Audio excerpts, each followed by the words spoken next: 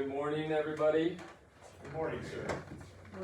My name is Grasinger. I will be your instructor for shore-based personnel for water rescue. So if you haven't been here before, our restrooms are located through the back door. There's one over there, and then across the bays, there's another one. We have coffee in the day room, water, and no snacks. Any questions before we get started? Yeah, exits. Exit, emergency exit right here, and then also into the bay. Who here is do we have any swiftwater techs? Wow, just one? Great. This should be pretty beneficial for the rest of you. So, our objectives. First objective, given a location on a river with moving water, you will successfully be able to identify the 4 river references as they relate to downstream, along with the basic characteristics of moving water. Given photos of swiftwater environments, you will successfully be able to identify hazards for both rescuers and victims. And then you, given rope and webbing, will be able to tie 7 knots listed in the curriculum without error.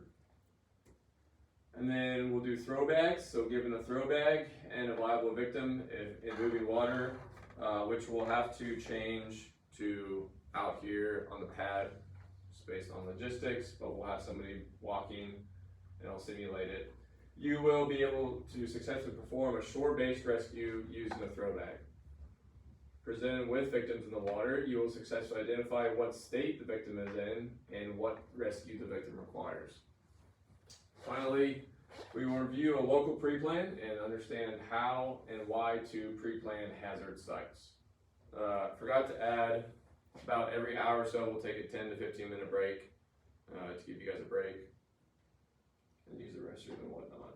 So we'll start with objective 1. Again, we're going to identify the 4 river references as they relate to downstream. So that's a big thing to remember. Everything in the water rescue world as far as direction is going to be based off of downstream.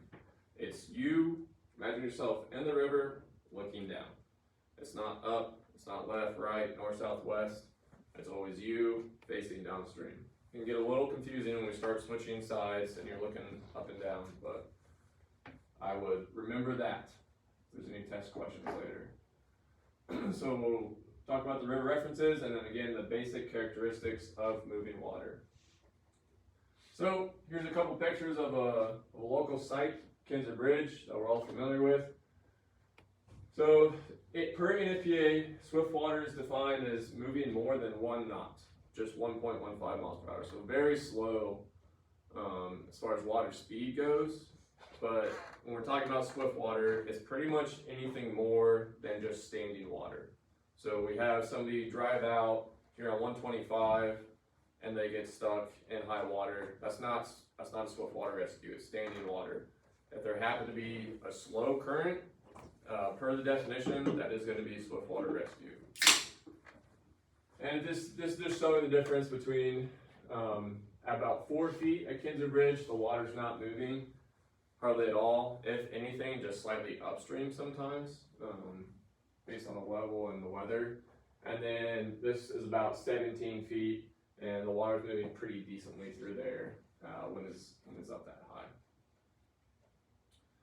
So again, as we're looking downstream, that's what everything's going to be based off of. So you're looking downstream right now, you're floating down the river. River right will always be on your right for downstream. River left is on your left, and upstream is up behind you. So what you guys will be doing is you will be on the shore, on either river left or river right. And we'll talk about this more later, but you are identifying hazards as they're coming down for the rescuers or the victims. So let's say we have a large piece of wood floating in the water. You could say log coming down upstream on river right. So if you're standing here on river right, you're looking up, and then it's really going to be towards your left. Does that make sense, everybody? Okay. So now we're looking upstream. It's still going to be the same, and this is where it gets a little confusing for people.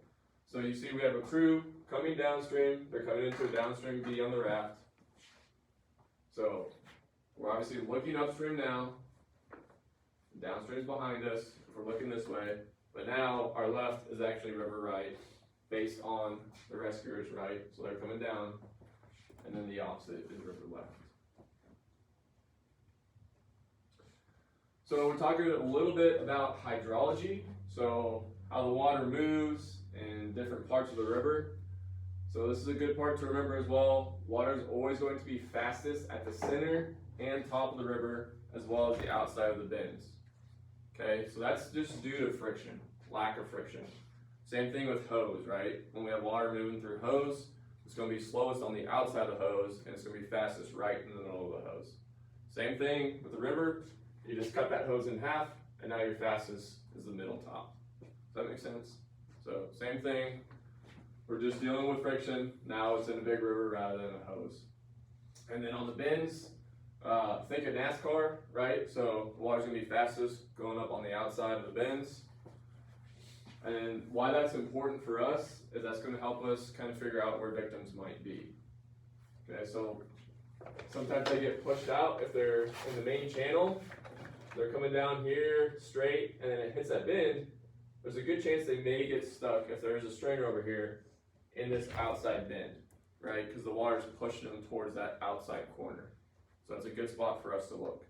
So that helps us kind of predict where victims might be. And then it'll also help give us an idea. Let's say we're looking at a map of a river and we're looking at the bends. It'll kind of help us predict where victims might be, and then also where debris might pile up as we're traveling along, and it helps us as rescuers as well. Okay, so helical flow. Helical flow, we have that main body of water coming down, right? It's the center of our channel, it's fastest at the top and the middle. And then what that causes is, the next time you go out to the river, you can actually see it. If there's leaves floating in the water, you'll see the leaves kind of spin just a little bit, slowly along the sides of the river, and that's helical flow. So it's kind of doing a corkscrew effect as it's coming down the river. Well, that's important to us as rescuers, especially for you guys as shore-based personnel. When we get victims on a throw bag and we're swinging them over, sometimes they'll get stuck on this edge right here. We call it an eddy fence. An eddy is a slow-moving or still body of water compared to like the main current. So we call this fence right here, sometimes they'll get stuck because this water is kind of just keeping them pushed out, just barely. So you have the main channel pushing them down. So what that looks like, you have a victim coming down, catch them with a rope, they start to swing over, and they get stuck right here because that little helical flow is getting them caught on that fence. And then we'll teach you a vector pull later, which is just a method to get them over that little eddy fence. It's not always an issue, it's just based on the water, how quick it's moving, and what the bank looks like. Again, we're dealing with friction. It's just caused by the friction along the banks. The water's wanting to push out, right? Water's always looking for that path of least resistance. So when it hits that, it just kind of comes back. It's that little corkscrew effect. Any questions on helical flow? Does that make sense? Which letter is the water moving the fastest? A. Perfect.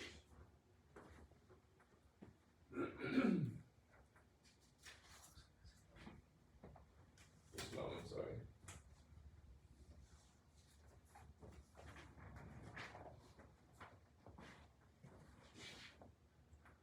Okay, surface velocity.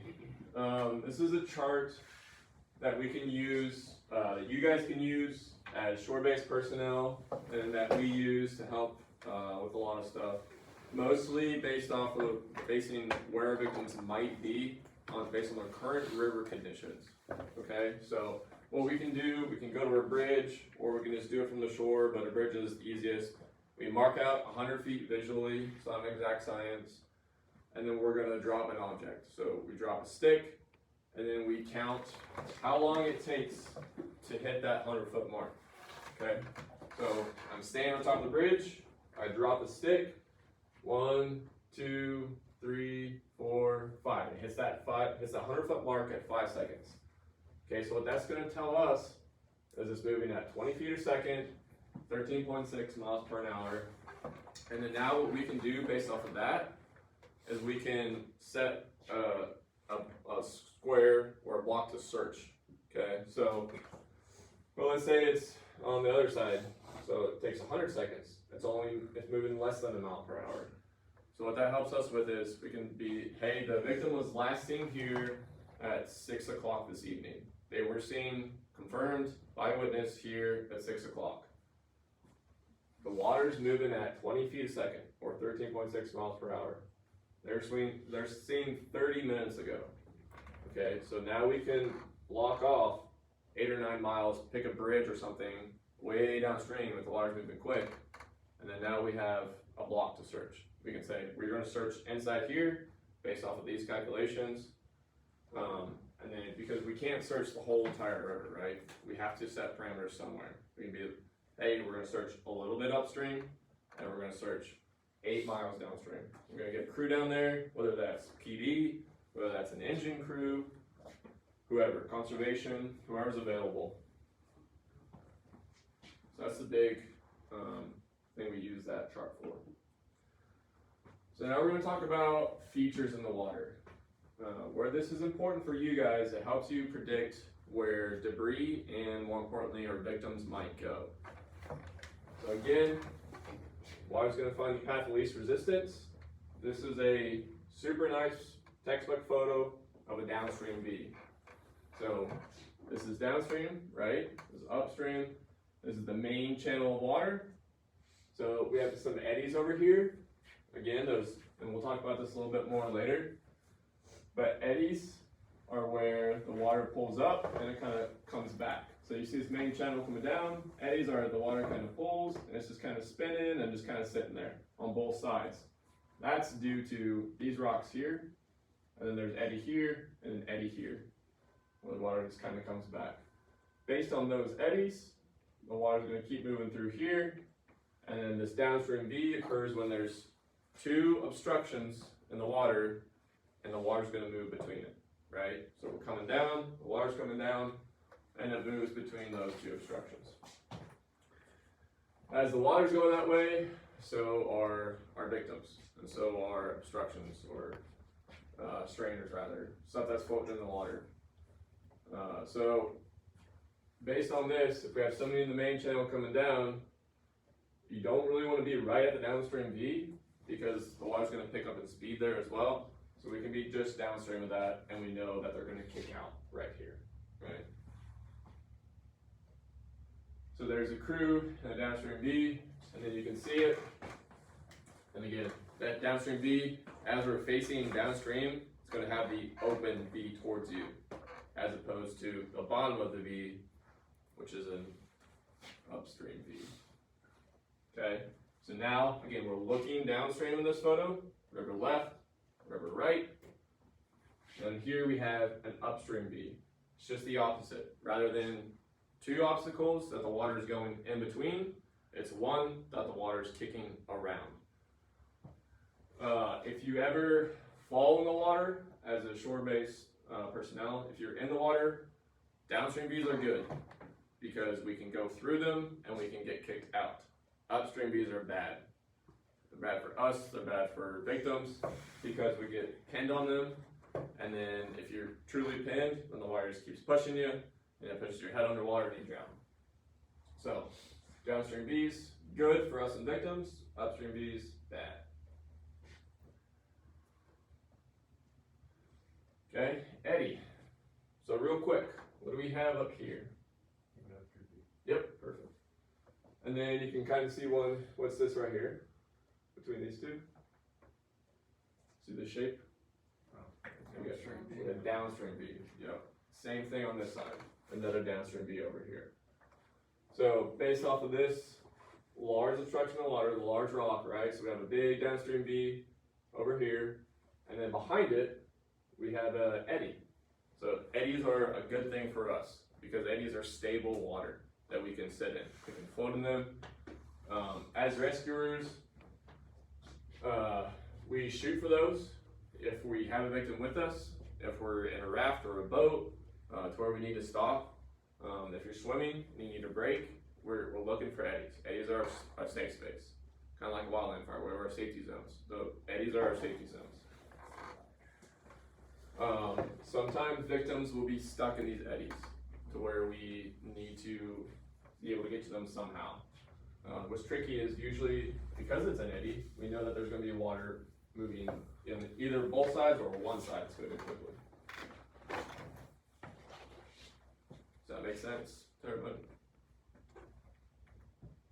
Okay, let's work on identifying some features here. What do you guys see? Just tell me what you see and where it is. Downstream V on the bottom. Okay, right here? Yep. Yeah. You see the eddy line, you got eddy in between. Yep. You got eddy, you got one on the left in between a smaller V. Yep, over here. Yeah, we got a few trees. You got the same thing down there. Yeah. So this is Simon Springs. We've trained on there. It's a recreation area. So super nice visually as far as eddies go and downstream V's. We got another upstream V right here. But you guys can really see these are super significant downstream V's and eddies. It's not going to be like this on calls. Like the downstream V's and the eddies, they're going to be a little bit harder to define. This white water, this aerated water right here, makes it easy visually for us. It's not always like that. Sometimes it's just ripples, and you kind of got to read between the lines and look at what objects may potentially be just under the water too. They're not always above the water. Sometimes they're just under, and you just see a little pillow of water. All right, let's take a quick break. Let's take 5 minutes real quick. Move on to the breakfast today.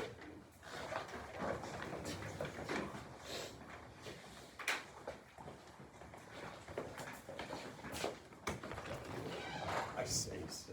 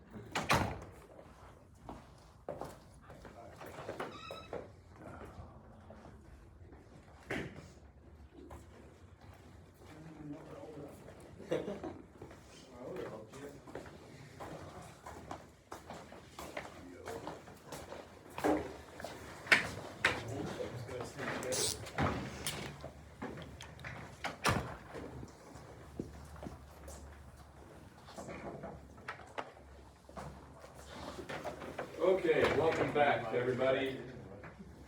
Let's review some stuff from Objective 1. So, try not to use your guides. Try to just remember, but what speed does the NFPA define as swift water? 1 knot or 1.15 miles per hour. Great job, Captain. And then anything more than that. What are our 4 river references? Left, right, downstream. What are they based on? Flow of water. The direction of the rescuers or downstream. Yeah, always based on downstream. Everything in the water rescue world is based off downstream. Where's the water fastest? Middle, center, top. Okay. Where is it slowest? Bottom. What about bends? Fastest on the outside. Oh, right down there. Verify Ferguson, please. So You got it. you're a great technician. Where's the water slowest in bends? Good job. What is helical flow? Helical flow is pretty Yes, sir. Why does it matter to you guys as shore-based rescuers? It is safe water. Cause It's also for victims will will get get stuck in. stuck there. For sure. Yeah. Or he said talk down. Yeah. Let me have We can talk. Alright. Any questions on Objective 1? Okay. We will move on to Objective 2. So now we will identify hazards for both rescuers and victims, along with performing the size up, initiating command. So you're not always going to have a tech as a first arriving unit. Same thing as a house fire. There's not always going to be a chief officer there. So we're doing the size ups, and you guys can definitely do great water rescue size ups. They're not complicated. we'll communicate what information we need from you guys. So our biggest hazard around here is going to be strainers. So a strainer is exactly what it sounds like. It's a solid object that allows water through it. So trees with tree branches, fences. What are some other strainers you guys can think of? Debris, even smaller culverts, Right. anything. Sorry? True. Yeah, tree balls, root balls, they happens a lot, especially after flooding. They'll fall in the river. It's a huge hazard for us. But yeah, pretty much anything that's going to allow water through, but we're going to get stuck on, or victims. And it's a big hazard for us. There's a fence. So chain link fence, barbed wire fence, strainers are a big deal for us too. Fields flood a lot, obviously around here. When we're driving through on our boats, we can't always see them. It's a big hazard for rescuers and victims, and as well as the motors on our boats as well. So if you guys know the area and you're operating with the Swiftwater crew, and you can say, hey, there is a fence there. Because fences typically aren't going to move in flood waters because they are strainers, because they allow the water to go through them, and there's not much force getting to knock them over. But yeah, barbed wire fences, chain link fences, if you guys know these things beforehand and you're operating with a crew who doesn't know they are, please let them know. And always be looking for them too. Large fences like that. So, this is our worst nightmare. Getting stuck in a strainer like that. Huge hazard for us, either for victims or rescuers, and for you guys too. Again, like it's not that hard to fall into the water. When we're operating, it's usually raining, it's muddy, slippery, there's root balls along the shore, there's tripping hazards. There is a chance that you guys can go in, which is why, which we'll talk about later as well, but why we require shore-based personnel to have proper PPE, PFD. Bridge abutments. So again, this is Kinzer Bridge. At this water level, this bridge abutment is obviously not a hazard. Once that water starts coming up, why do you think that bridge abutment could be a big hazard for us and victims? What would happen if you're in the main channel and you hit that bridge abutment? You're stuck, and you're getting pushed into it. The force of the water essentially quadruples every time it goes up in speed. So it is a ton of force on you or the victim or our boats. There's been fatalities and near misses of boats getting pinned up. You hit the bridge abutment, it flips the boat or the raft, whatever you're in. So that's something we definitely want to avoid. Again, if the water's hitting that, what type of water feature would that be? Would it be upstream B, downstream B? If it's hitting that bridge abutment. Upstream B, right? Because and it's a little confusing to remember, upstream versus downstream. The way I remember it, if you're looking at it while you are upstream and you can see the bottom of the V, that is your upstream V. And then if it's flipped around and it's open, it's upside down. So it's downstream V. That works for me. We just call them obstruction V's and flow V's. There you go. Yeah, that works too. Shore hazards for you guys, right? So the baits eroded away. That's super common in flooding. If you guys are familiar with an area and there's flooding, there's a big chance it's going to change compared to last time you were there to after post-flooding.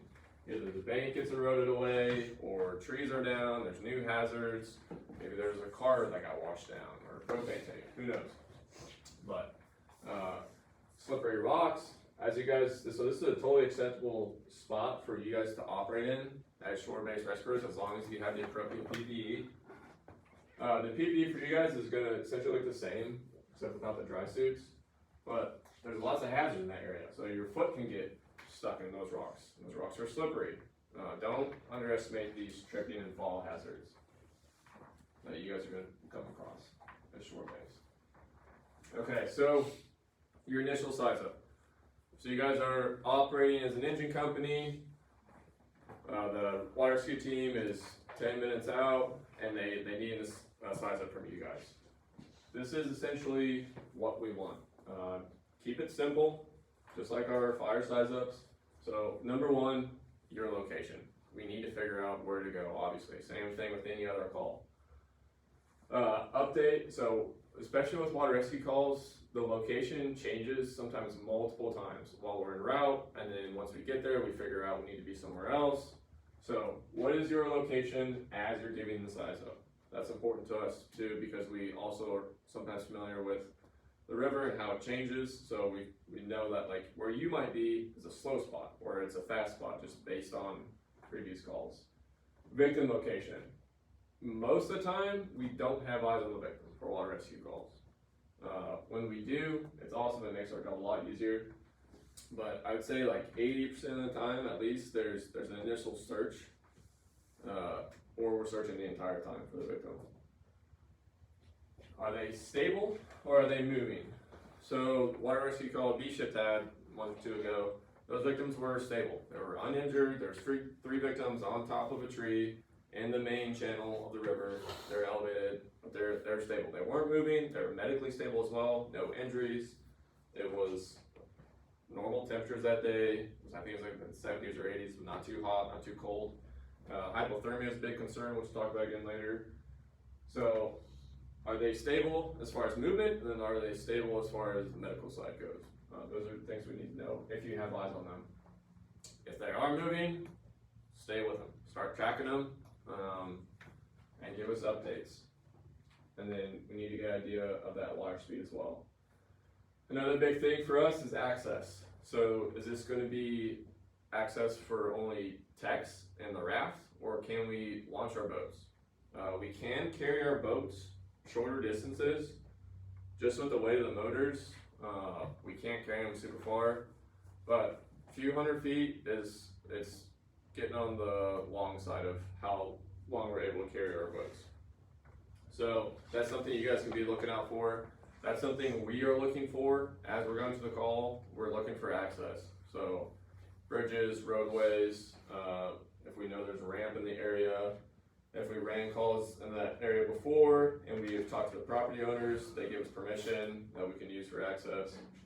But something you guys can definitely look out for that's super helpful for us. And then access for yourselves as well.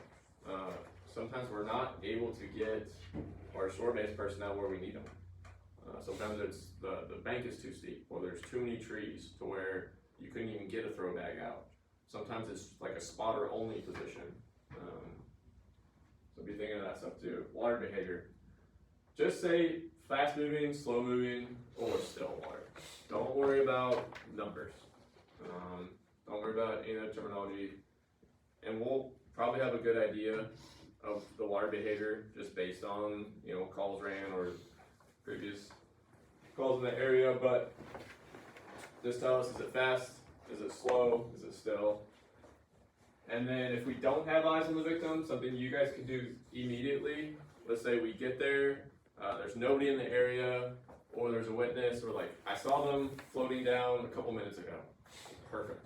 Get a downstream search right away. Start calling out, try to make voice contact with them if you can. Keep in mind though, it's going to be hard to hear for both you and the victims, especially if they're in the water. It's super hard to hear with moving water around you. I've gotten up on victims within like 100 feet and I'm yelling and they can't hear me. So keep that in mind. They may be close while you're yelling and they just can't hear you. But get that, it's like a primary search on a house fire. Like, get that going. Let's get downstream. Quick check upstream real quick, because like sometimes they're upstream but the location's wrong. But if you have a witness and they're like, yeah, they're floating downstream, there's 2 people, I saw 2 kayaks, they're flipped over, perfect. Start moving downstream. Start looking on the map. Where's our next bridge? Where's our next access point? You may tell the team, be like, hey, I'm at D Highway Bridge. They were seen here 10 minutes ago. Okay, that's a good option based on how quick the water's moving. Maybe we go to Kinzer. Maybe we start working our way upstream from there. That's huge information for us as a team that we can use to start making decisions. Because it takes a lot to move people around and move our resources around. And then once we're committed to a spot river, like that's where we're going. Same thing like when you start pumping your rig, it's like you're in that spot. So So that's our initial size up. Any questions on initial size up? Let's say, and then you're there. So our incident command system and additional info for you guys. Interviews is definitely something you guys can do as shore-based personnel, especially if our techs are tied up. If law enforcement is there, we'll probably have them do it just because they tend to be better at interviewing, and it kind of gets them out of our hair a little bit. But for as far as our water rescue SOPs for LR, a non-tech can be command. Sometimes it happens to be a tech, it just depends on who comes and who shows up. But a technician must be the operations position for ICS, for our SOPs. So you could have, so for the latest water rescue call on B shift. So I was ops, Chief Clarkson was command. He assisted a ton, as far as like the shore-based stuff goes, but as far as like the operation decision-making, it was primarily me and Penner, so we have to keep that on the tech side. What we try to do right off the bat, establish downstream division, at least 2 people if possible. So this is on your guys' side as far as what you guys do, shore-based stuff. So downstream, let's get people downstream, 2 people, multiple throwbacks. We'll talk about throwbacks more later, but rather than only having 1 throwback and having to recoil and throw that a couple times, it's a lot easier just to have a couple backs with you. It's going to save a lot of time for you. It's going to be better for the victim.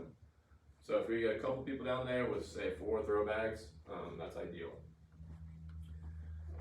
Establish upstream division as well, upstream spotters. So something huge that you guys can do as upstream spotters is you're looking for stuff coming downstream. It's easy for the techs to get tied up in what we're doing, especially at like the rescue area. So if you guys can call out stuff that's floating downstream, again, it could be a tree, it could be a car, propane tank, whatever. Any potential hazard, call it out and then call where it's at. Okay, so you're sitting, let's say we're working downstream of Kinzer Bridge on a rescue, and you're a spotter at the bridge. You're looking, again, for potential additional victims as well. But typically, at that point, we have an idea where the victims are at. But you're upstream, you're at the bridge, you are looking upstream. You see a propane tank floating down on your left. Where would that be as far as river location goes? River right. So you guys could say, rescue group from upstream, you have a propane tank coming down on river right, moving quickly or moving slowly. Like, that's perfect. Or you have a tree floating down the middle. Rescue from upstream, you have a large tree floating in the main channel coming down at you quickly. So that gives us a good idea to be like, hey, clear everybody out, because we're not going to be able to dodge this strainer if it truly is a large tree. So that's what you're doing as upstream division. Again, confirm radio contact for both upstream and downstream. On the interview side, start getting victim descriptions. So age, clothing, height, weight. If we're searching, so if we've established a search group, whether that's shore-based or we're in the boats, this information is huge for us. So what are they wearing? We're looking for colors. Colors can be super helpful. If they're wearing bright colors, that's going to make our job a lot easier. Or they wearing just a swimsuit. In trauma, in water rescue, there's a good chance clothes will come off, but if they are wearing clothing, they'll give us an idea. Sometimes if it comes off and we see it in the strainer, it's like, okay, they made to this point, or they possibly are still upstream. So that's good for us to know. Height, weight, last seen point. So this is huge for us. When we talked about that search area of where we're cutting it off, we're basing that off of the last seen point.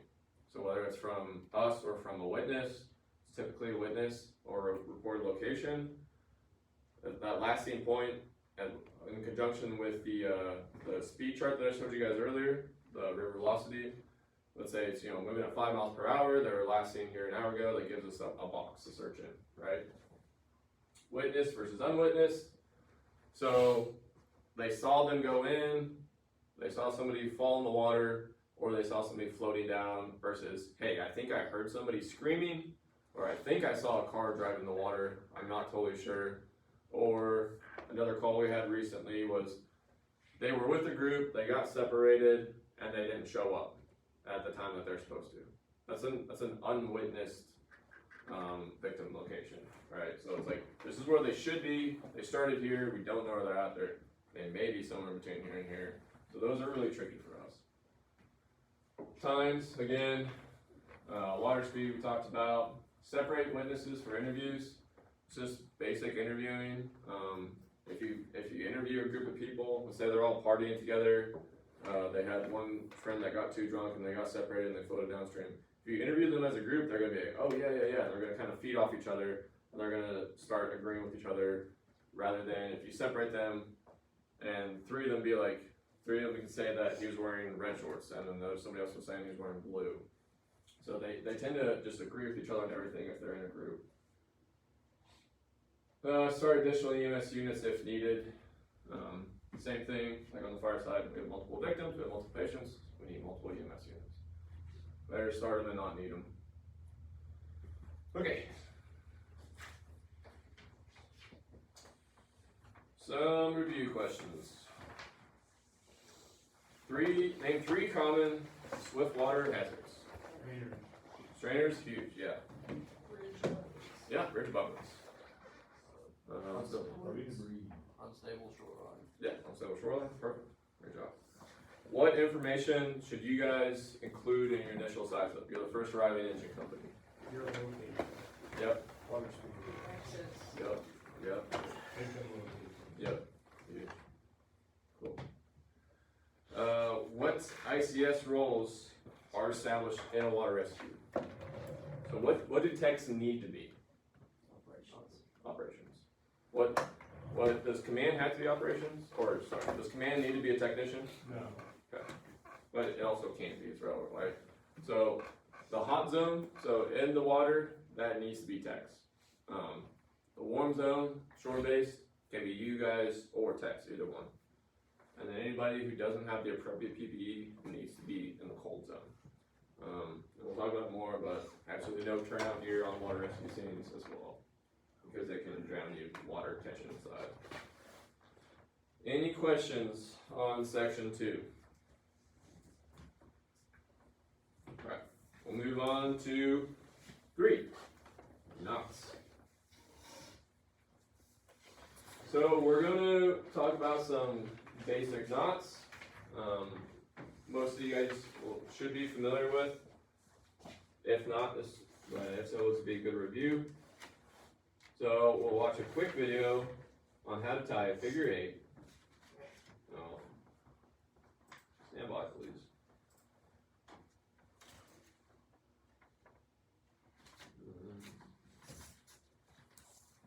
Move around the password. I can go find it. Sprinkles all over the place. Is it on? You got it. I just shared it. No. What'd you do that? I don't know, he sent it to my phone. Good what he's doing, good what he does.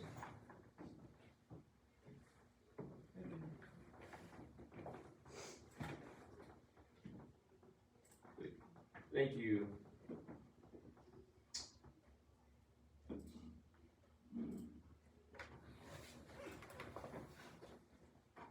Okay. Sponsored by Doggies. Horrible. Never seen a happy person eat doggies. So, sorry, figure 8 on the bike. Wrong, hyperlink. We'll review this one too, this is an additional one.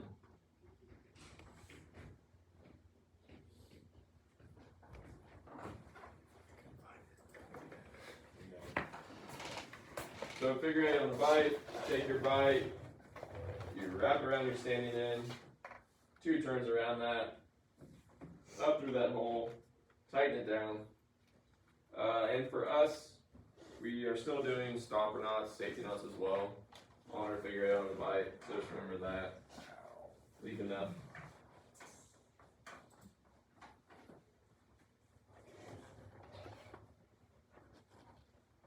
Back to our figure 8. same thing as our figure eight on a bite, taking that working end around the standing end, around twice, back up through. When you tighten it down, it should look like an 8.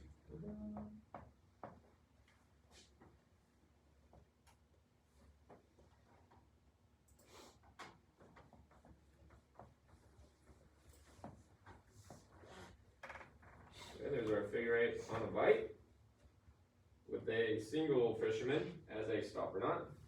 So for our uses, we're primarily using the figure 8 as a stopper knot. So where we don't want the rope to play out of the bag, we use it at the bottom of our throw bags. We use it in some of our rope systems. You can use it as a safety knot as well. Figure 8 on the bite, you guys are familiar with this, it's just securing a bite at the end of the rope for a connection point, right? So we could use this for our rescuers when they're going out for a contact rescue for a swim. We obviously use it in a lot of our rope systems. So anytime we're trying to secure a load onto the end of a rope, that is a very reliable knot. Figure 8 bend. True ropes, it's important to be of the same diameter. And then the follow through can be used in place of a carabiner in some cases. If we want to connect to something and we don't have a carabiner handy, like for a figure 8 on the bite, then we could use a figure 8 bend instead. But that would be more of a follow through, right? So a follow through is around something, a bend is connecting 2 different ropes of the same diameter together. So you get your red rope and your blue rope. So we're using our figure 8 knot that we saw earlier. Tie it loosely because you need to follow it back through. Take the working end of the other, start at the tail, and then just follow exactly along the same path of the blue rope, but just in reverse. So you know you have it right if your tails are coming out opposite ends and both ropes are sitting parallel to each other for the whole knot. Questions on that one? All right. Our double fisherman, right? So this often gets mislabeled as a prusik. So when we're talking about double fisherman, we're talking about this right here. Once it's tied together, it is a loop, a prusik loop. And then once that loop is tied around something, then that is a prusik hitch. Okay, but these 2 knots are both double fisherman knots. A single fisherman would just be that part right there. Okay, so that's 1 double fisherman, 2 double fishermen together creates a prusik loop. Make sense? So just remember that the double fisherman primarily used when we're trying to tie a prusik loop, and then use that as a hitch. But double fisherman by itself, just like that, it can be used as a stopper knot as well.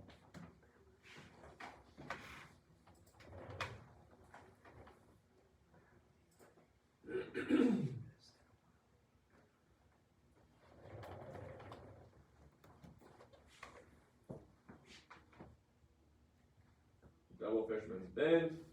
Ropes need to be facing the opposite direction from each other. Create an X. You can put your finger through that X just so you know the path of the rope that it needs to go through. Slide that rope back to the X you just created. So be an X on one side and then a little side-by-side barrel on the other. It's easiest just to flip the rope like they did. Same thing on the other side. Create an X. Can do it around your finger. Push that working end back through that X you just made. And then pull the ropes apart from each other and it cinches it up. Once these are loaded, those knots are very hard to get undone, so we tend to leave them tied as prusik loops, the 2 double fisherman bend. Pardon me. My apologies. Questions on the double fisherman?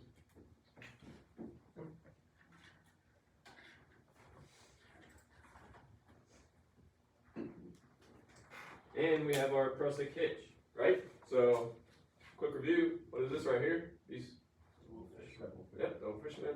and then we created our prusik loop, and then once we wrapped it around, now it is a prusik hitch. This serves as a capture, more specifically a soft capture, as opposed to a Gibbs device, which is a hard capture. And that's just talking rope on rope versus hardware on rope.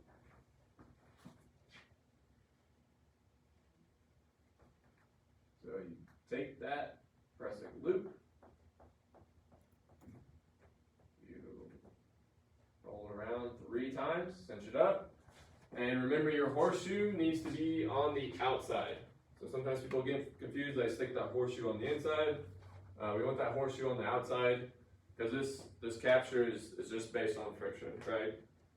And then another thing about that, sorry, not doing scaffolding. The rope diameter, so your prusik needs to be a smaller diameter than the rope that it is going onto, or else it will not grab. There's not enough friction. And this is a pre-made prusik loop where they just heat wrapped it. They're rated about the same. Again, our prusik hitch is used as that soft capture primarily in our rope systems to capture progress, but you can use it for creating a connection point that you can slide up and down as well. An alpine butterfly. So what knot are we going to use if we need a connection point at the end of the rope? Figure out a button. So now this alpine butterfly is an option if we need a connection point in the middle of the rope. Sorry.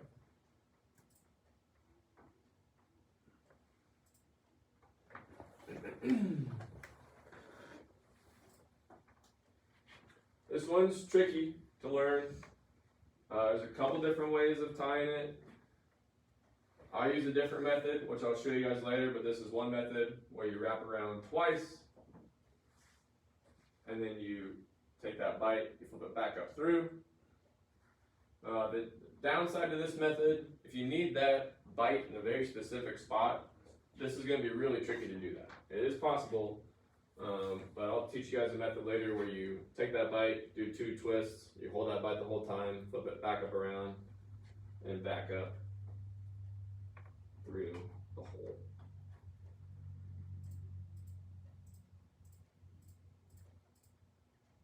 Okay, so if we need a connection point in the middle of the rope, our water knot. So now we're working with webbing. So think of the water knot similar to a figure 8 bend. So a figure 8 bend, we have 2 pieces of rope that we need to connect together.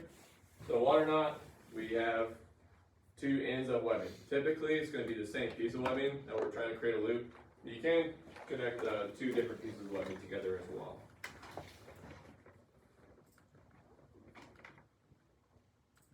There we have your water knot. This is going to be an overhand knot tied loosely. Does anybody not know an overhand? So you do your overhand, keep it loose, take the other end, and just keep it flat, and then follow that tail that came out, the working end that came out of the blue, and it just sits up against it. Same thing as the figure 8 bend. You want those tails coming out opposite of each other, and they should marry up to each other the whole way through. It should look nice and flat like that. If you have twists in it, bends, that means something went wrong or it just kind of got bound up on itself.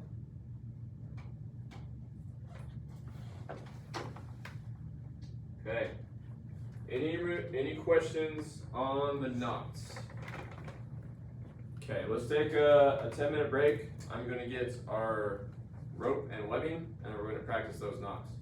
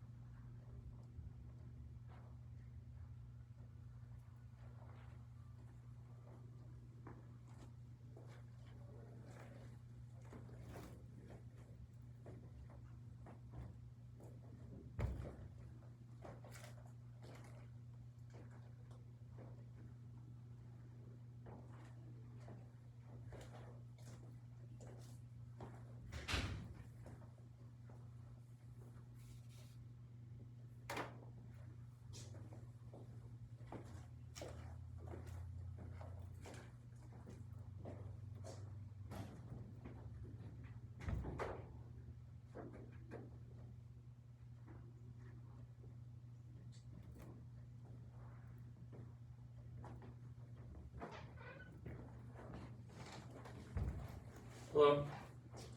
Not quite ready yet, class. Okay.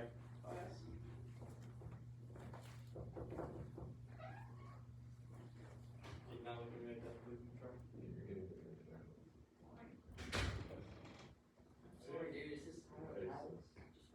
I guess that card's one that we cut up last year.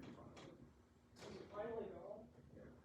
I was gonna say that use that for your bag. Yeah. If I can get on you, come in with it or whatever. Right. Do the high average.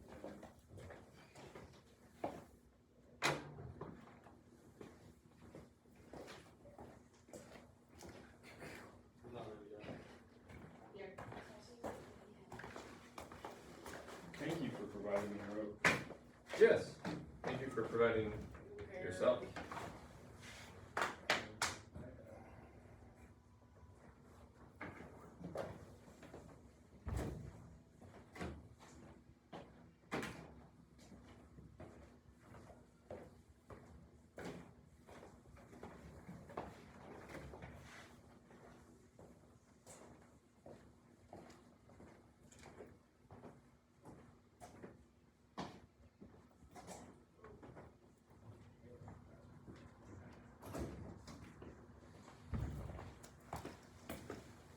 Yeah.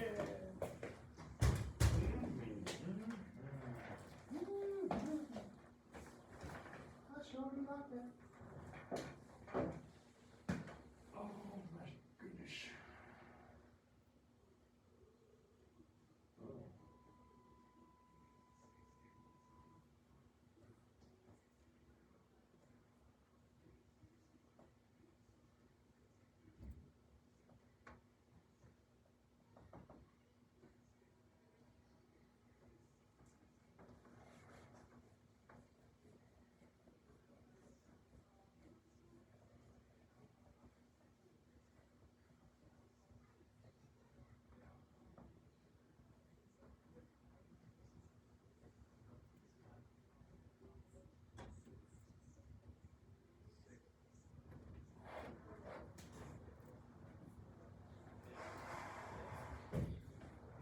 Oh.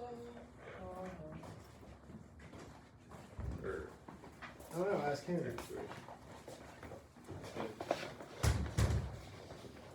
Do you have a question, student? Okay. Very well. Thanks. Yeah, we'll get you caught up. Thanks for offering them. You're welcome. You remember the figure 8, right? I don't know anymore. I don't know anymore, okay? I don't know. Okay. You might give a reminder, now that everybody's back in here, that the only acceptable amounts of tie are the ones that we have been shown. Wait, what? Only tie amounts we've been shown. Yes. Well, unfortunately, I'll have to fail you. With my arm. Third. Third. Pretty good. Okay. Any questions before we get started on our knot tying? What do you mean by stopper knot? A stopper knot. So a stopper knot is a knot that stops the rope. So You can find this. let's tie a figure 8. Pretend this is my hand or the hole in the bag, something like that. As we pull through, the knot stops. Thus, stopper knot. This is our officers, folks. Yes. Thank you, student. Alright. Does anybody need to see the video of the figure 8? Matter of fact, Ferguson, that's a figure 8 on the bike. So let's try to tie a figure 8. Okay. Well done. Well done. Well done. That's an overhand. Yeah, I know, right? So I'll try to do it the way you did it. easy mistake. So a figure 8, if I come in too early, Oh, yeah. I get an overhand. If I go on extra, I get a figure 9. Yay. both pliable knots, but not what we're looking for. Looking Yeah, for twist coax. a figure 8 on a bite. So around once, around twice, up through, tighten her down. If you just tie a lot. Right, and that's all. Not acceptable. Questions on the figure 8 knot? Was it used for? Stopper. Well done, well done. Next, figure 8 on a bite. So, understand, it looks intimidating, but don't be alarmed. It's the same thing that we just did, but rather than using the working end, we're just using a bite. So, same thing, around once, around twice, up through the hole you created, and pull it down. We'll have a bite, and then what looks to be figure 8. Should we be tying a stopper then? For our district, yes. Yes. So you can tie one that you choose as a safety knot, or you can choose just overhand. That's a lot of people like to do. Yeah, I see. Everybody familiar with the overhand knot? Because we'll use that as well when we get to the webbing.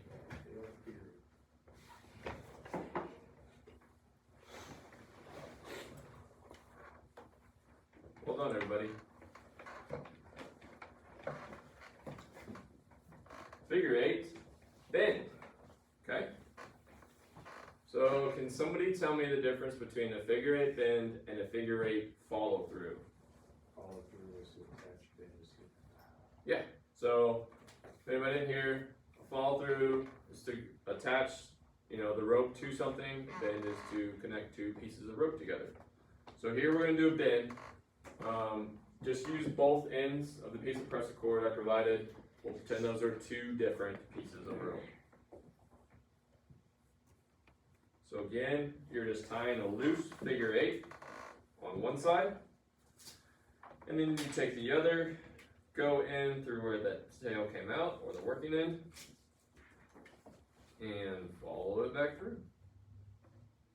Simple as that. No safety knot required for this.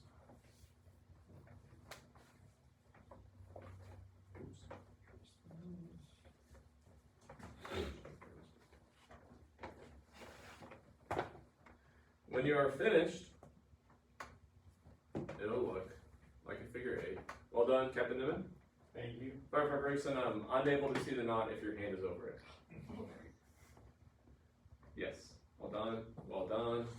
Well done. Thank you, Firefighter Ferguson. Firefighter Lambert, do you need assistance? Maybe. No, I just need to dress it. I'm good.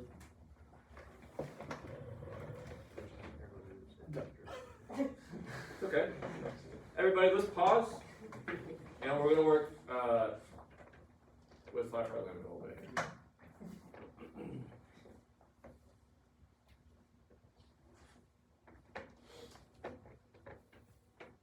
No need to stress, man. There's no air compressors around. Kill you. We could, Ferguson, would you like to spot him as he does the knot? Yeah.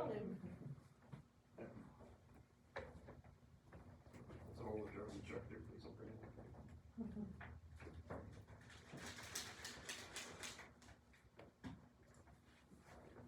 Would you like me to play the video? No. Okay.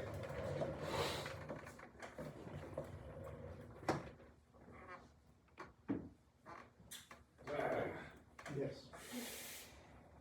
Coming from the guy. Does everybody understand tying the figure 8 follow through? We're around an object, right? So, what you just did, except rather than using two pieces, you're just going back through with the same piece. Right, follow through. Now we will work on the double fisherman. Again, we're going to use both sides of the rope, the press of cord provided. You will tie one double fisherman around one side of the rope, turn it around, and then tie another one. So again, make that little X up top, take the work in and back around, back through the X you just tied, tighten it down, flip sides, and do the same thing on the other side. It should look like that. We do want the tail on these to be about an inch and a half or so, and why that matters, if you see for these, there are two different lengths. We got caught. But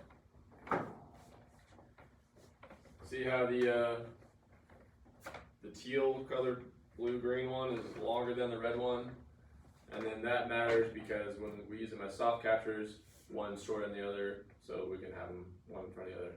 Well done, Captain Newman. Perfect length tails. Firefighter Ferguson, great job. Showing great improvement, sir. That one's a little long. Chapman, pretty good.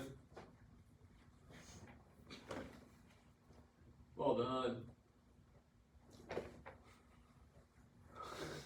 Close, Colox. I know, so close. It may just be a dressing issue. Can't tell. Not good at this. You did French and you did ranch. Mm. Unless some balsamic.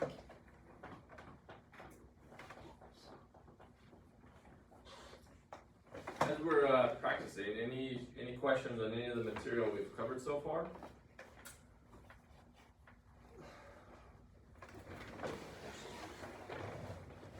Is the temperature acceptable for everybody? Comfortable? Chili. It's a little Sorry? warm. A little chilly. A little chilly? I have another coat if you would like. I might take it. Okay, we have our coats. I can get you a hat. A better hat. Okay. Good? And what are we using the double fisherman for again? Free up the presents. Yeah. Make a loop. What do we use the pressing loop for? Press a hitch. Well done. So we use a press Yes. pitch for. Capture. Yeah. Soft capture. Ooh. Soft. Swap. Yeah. So everybody should have tied that, and then you don't have to, you can take turns.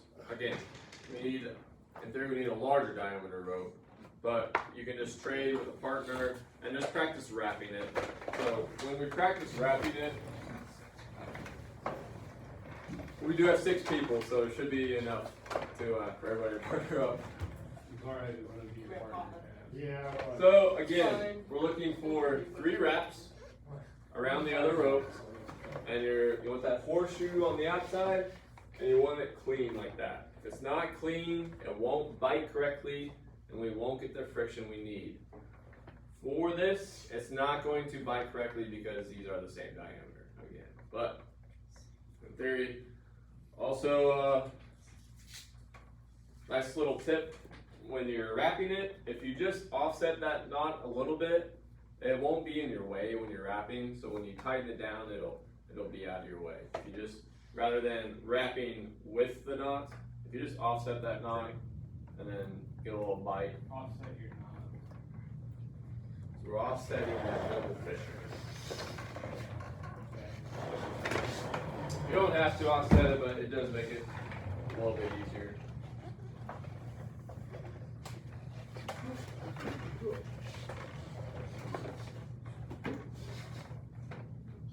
Would you like to inspect firefighter Ferguson's knot? I would love to. And this would be a hitch rather than a knot. Something smells like it's burning. Turn the heater on for him. No.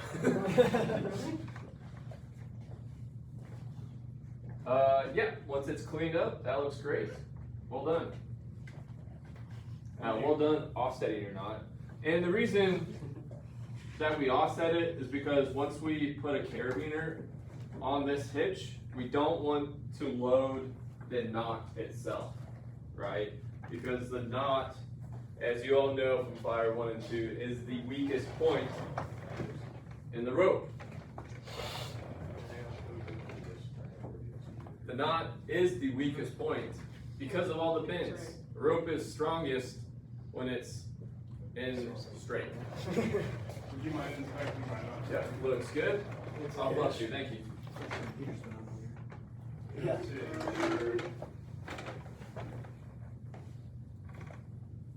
Yep, well done.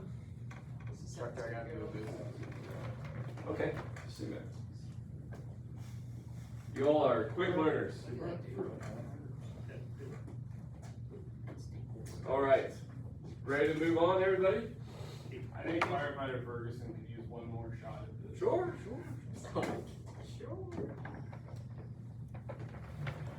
Okay, Bubba. 1, 2, 3.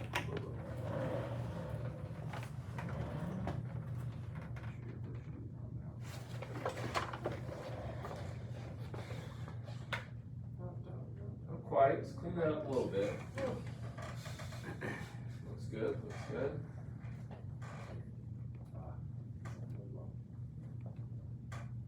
All right. So when we put a carabiner, where will the carabiner load right now?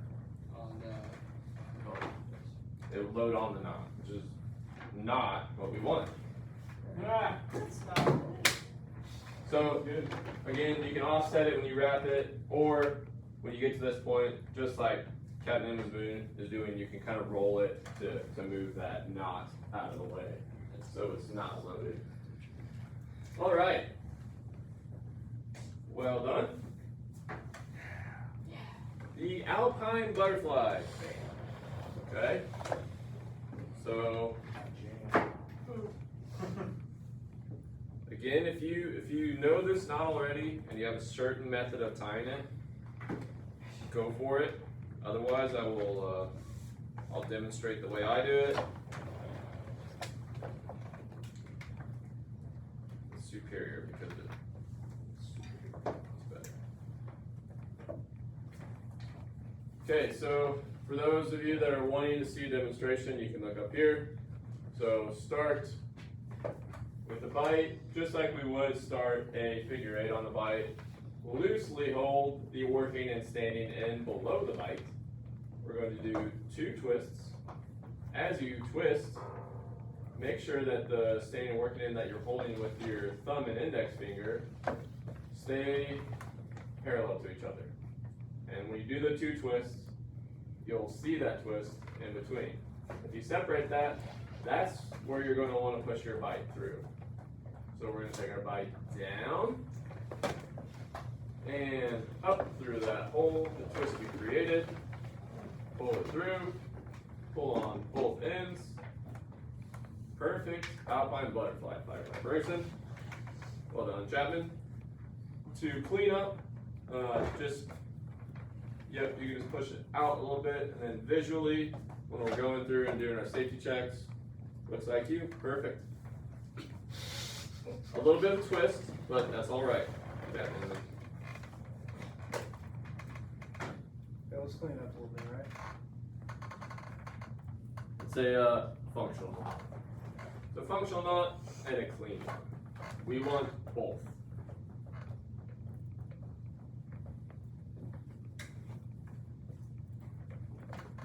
Are you developing a new method for firefighter? Yeah, trying to. Yep. Appreciate the gusto. Beautiful.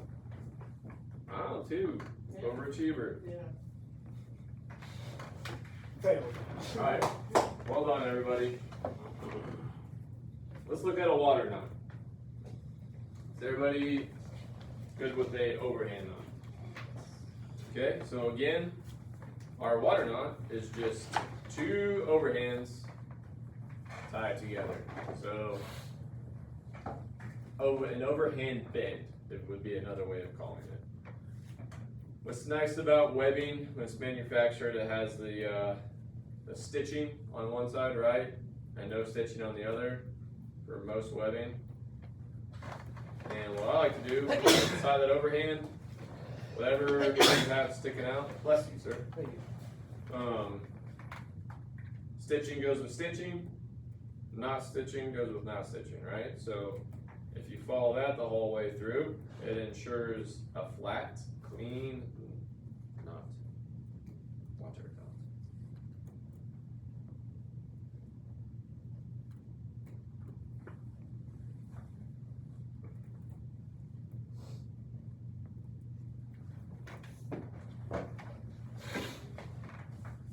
And the tail on these, 1.5 to 2 inches, what we're looking for. Looks good, looks good. Yep, looks good, Fireman Brigson. Looks good. Looks good.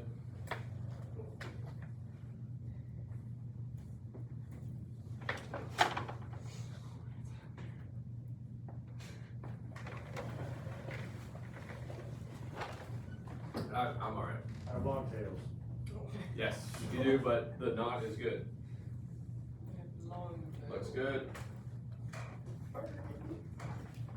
Alright.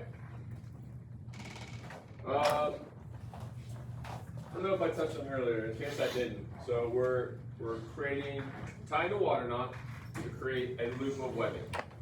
We're using that loop of webbing to use for anchors and safety harnesses, whatever else you need. Primarily anchors is what we're using these loops for. Okay. Questions? Does anybody need additional time with any of the knots? If not, we will move on. Would you like us to return these into a precinct loop? That's alright, you can leave them however you'd like. I will clean them up at the next break. If you'd like to retie them while we're doing the next objective, it's totally fine. So some review questions. Which knot of the ones that we reviewed is used as a stopper knot? Or over. Which knot creates a loop at the rope's end, or a bite at the rope's end? Well done. Which knot is used to create a prussic loop?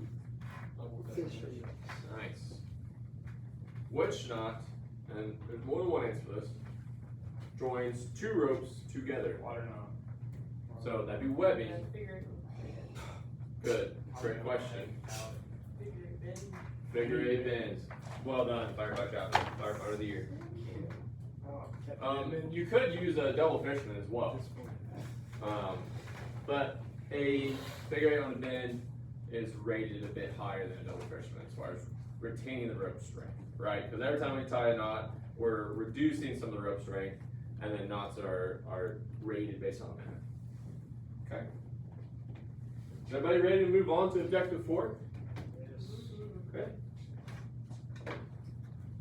You're all doing a great job. Objective 4. For this, we will, given a throw bag and a viable victim in moving water, you'll successfully perform a shore-based rescue using a throw bag. Right? And I touched on earlier, we'll have to simulate that today due to logistics. Our throw bags. Okay? So typically, we're working with lengths of 50 to 75 feet. Can anybody guess as to why we don't have throw bags that are 100, 150 feet? Exactly, the amount you can throw. We can't throw usually 40 feet is most people's max. B-shift, I think, clocked in at about 25 feet. But for most people, 40 feet is about the max. So 50 to 75 is what we're working with for most of our throw bags. 3/8 inch rope or 9.5 millimeters diameter. Sometimes they're 9 mil, but it doesn't really matter. They're about 2,000 pounds tensile strength. So obviously not as much as our 1/2 inch diameter rope, that 12.5 millimeter, or it's less than our webbing as well. So we're not using these in our rope systems, but they are a viable option for use in tag lines, stuff like that for our boat tethers, for 2-point, 4-point boat tethers, or for tag lines in the MCP, stuff like that. Are they static or dynamic or mantle construction? These are going to be static as well. Good question, Captain Inman. Sometimes they'll fall out, but they come with a float in the bottom of the bags. So when you do throw it, the bag itself does not sink. So It's there for the victim to see or rescuer, because right, sometimes we can throw a bag to rescuers as well. So you see the model demonstrating an underhand throw. Okay, so this is our go-to throw right off the bat. Yeah. Mhm. That's a surprise for me. Cute model. You see in the photo, what's his left hand doing? Holding on to the rope. Holding on to the rope, and he's got it behind him. Any idea why he has it behind him? So once a victim grabs onto the rope, depending on how fast they're going, how big your victim is, it's going to want to yank it. So he's setting up a body boy.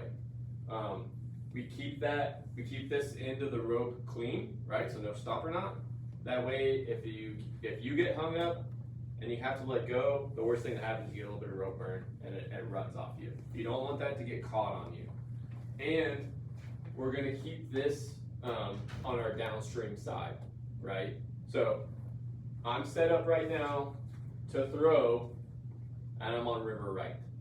Okay, so downstream, upstream, our river is moving through the classroom here.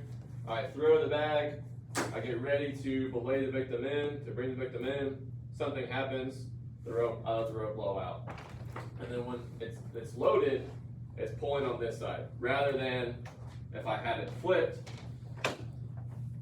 if I throw, again, same position, if I have it on my upstream side, it's gonna wanna kind of twist me a little bit. So we keep it on our downstream side. So if it is a large victim and they're moving quick, that's gonna pull you. Sometimes we need multiple people on one line to get somebody in based on size and water speed. So we keep it on the downstream side, keep that rope clean. Some curriculum will teaches a stopper knot on this side. I prefer just to keep it clean. It's safer. You can remember not to wrap your hand like this. If you wrap your hand, you can break it. But you can you can pinch it. Some curriculum will teach you to put your thumb through a loop, and then you can let your thumb pop out, but I don't love that because it can break your thumb pretty easily. As far as the throw itself, underhand throw, this is going to be your easiest, most accurate, best distance. We're going to use this when we have the space for it, right? Because for an underhand throw, we can't have any tree branches or anything up here, and then we also can't be in the water, right? So you can't be waist deep in the water and do an underhand throw because you're going to hit the water. So this is something we'll practice later today. After we do our test, we will go outside and do these skills. Then you have your sidearm throw. Again, he's demonstrating having that the tail on the upstream side, right? Because we want the rope on the downstream. Sidearm throw, exactly how it sounds. Okay, so this is a scenario where you have stuff obstructing you from doing an underhand throw, whether it's water or branches below or above, right? Stuff in the way down here, or if we don't want that kind of upwards trajectory of an underhand throw, we'll do a sidearm. Downside of the sidearm, it's typically less accurate for most people and less distance. So this is kind of plan B for us, that sidearm throw. And then you have your overhand throw or your football throw. Okay, just how it looks and sounds. Again, if we have stuff obstructing, let's say that there's a branch where we can't do the sidearm throw. So now we go to the overhand or the football. Same thing. Sometimes we'll have like text in the water, and if we're in a chest deep water, we can't do that sidearm or we can't do the underhand, then we can do an overhand. And we'll try all these techniques, and you guys will see from plan A to plan C, it gets less accurate and there's less distance typically for most people. Most everybody is going to prefer that underhand throw. Vector pull, okay? So when would we use the vector pull? We're going back to objective 1, you guys remember? When they're You have stuck that in the helical helix. What? The helicular glove. What's that? The helical? Yes. Mine was better. Well done. Good answer. So what he's demonstrating here, one side is a victim and one's the rescuer, right? So we're imagining a victim that's stuck on that eddy fence of the follicular flow. And when you pull, right, if you do a 100-pound pull on the middle of this rope, you're exerting 573 pounds of force on the other two. So keep in mind, it's going to pop that victim over, but also as the rescuer, you have to be ready for that vector pull. So if you call for a vector pull, be ready for more force on you, one. So either have a good stance of body blade if you think you can handle it, get a second rescuer on there, or wrap it around a tree. Use a tree to wrap around. So what that would look like is, again, we'll practice this later. You've got your bag up, you rescued your victim. Say I'm working around this way.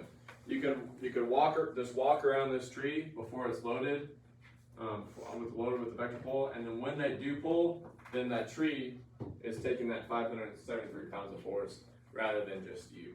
Does that make sense? We're using the friction from the tree to help with that. Make sense? You guys all seen the demonstration where it's like two people. Same idea we use for our anchors. That's why we want our anchors inside that 45-degree mark. If it gets too wide, the wider this gets, these 2 points get, the more force is exerted on them. The closer they get, the less. Make sense? It's not just the force on your anchors, it's the force on your rope. Right, yeah, that too, for sure. Good stance, good wide, strong stance for your body belay. Okay, that bag is on that upstream side. We're flipped here, but the left hand would be your tail of the rope we're working on.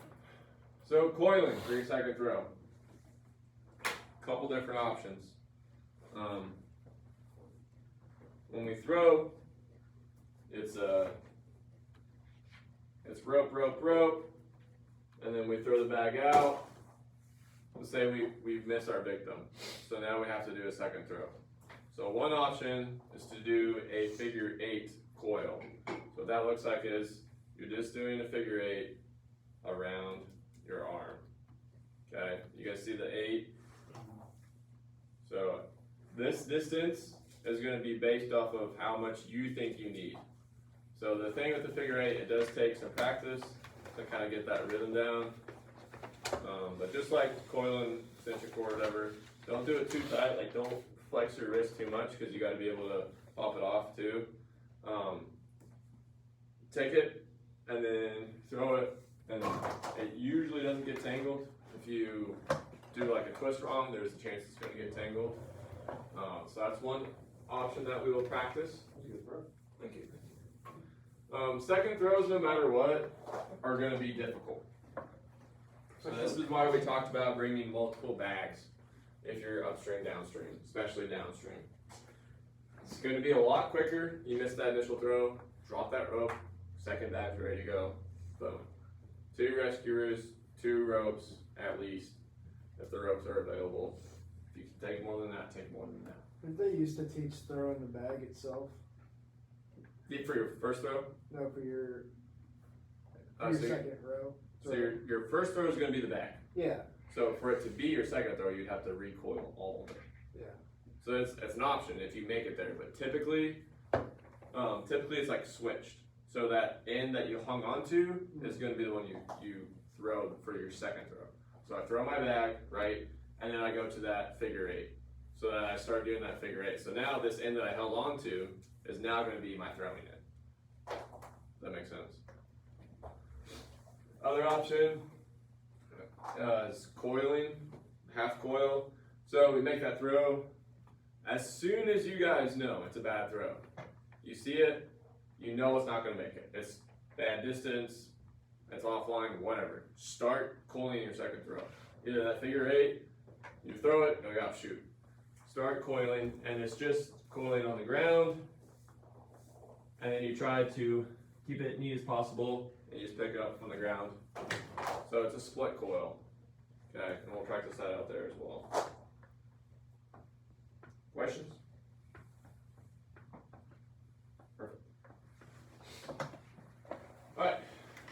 Objective 5, presented with victims in the water, you will successfully identify what state the victim is in and what type of rescue the victim requires. Not all victims require the same type of rescue. Victim management. Okay, so put yourself in the scenario, you're on the shore, the techs are not there yet, you have people coming downstream, you're the engine company, and you have to make a throwback rescue. It's the only option right now that they have. So we have some terminology: reach, throw, row, go. Okay, so reach, if they are within reach, obviously do that. Basically, you can reach them with a stick or some other object where they can grab onto it and you can just pull them in. That's rarely the case. If they are within that 6 feet, usually they're just going to come in themselves, right? But if you can reach them, do that. Throw is the next option. This is where you guys come in. And then the row and the go is referring to boat and swim rescue. So that's not what we're talking about today. So we're talking about throws now. So put yourself in the scenario, you're on the bank, you've got your throw bags, you have victims coming down. They're going to require coaching. They don't know what to do. They don't know you have a rope. They are frantic, they are cold, they see you. They're probably expecting you to come swim and get them. That's probably what's in their mind. So you have to communicate to them, I have a rope, I'm going to throw you a rope. You need to catch the rope, okay? Like, be very specific with your commands, okay? When they catch it, tell them, it seems silly, hold on to the rope. I'm going to throw you a rope, catch the rope, and hold on to the rope, okay? Because they need very specific instructions because they're panicking. Instruct them to hold the rope in their hand farthest from you if possible, okay? So why is that? Glad you asked. As they're, let's say, again, so downstream is the door, is that door down there. I'm the victim. You throw me the rope. The current is pushing me this way. I'm going to continue to travel as I go down. If I put it in my hand farthest from you, so you're over there as the rescuer, right? So you're on river right. If I put it in my left hand, what that's going to do is going to cause me to turn on the angle. And it's going to make my body do like a 45-degree angle in the main channel. So we call that our ferry angle. We use that as rescuers a ton, our ferry angles. We use it in boats, in our raft, as swimmers. At 45 degrees to the current vector will push whatever object that is in the water. So I'll draw it on the whiteboard here. And this applies to any object in the water.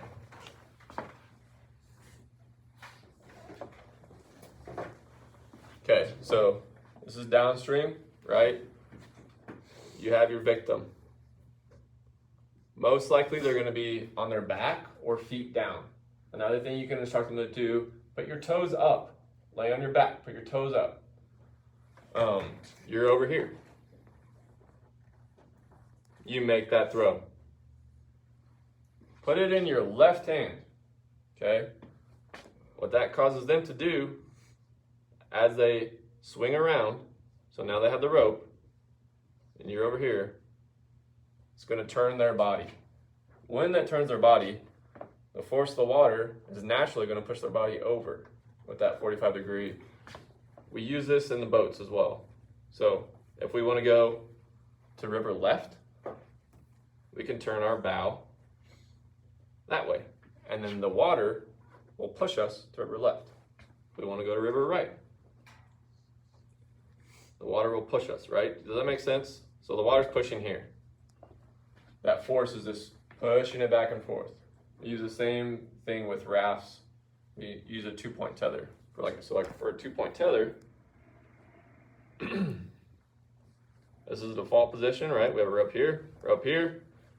If they take up rope and they let out, it's going to turn and it's going to push the raft this way. Same thing. If bow takes up, and stern lets out, then we can use it to turn the boat. So that ferry angle is important for when we're coaching our victims. If you forget,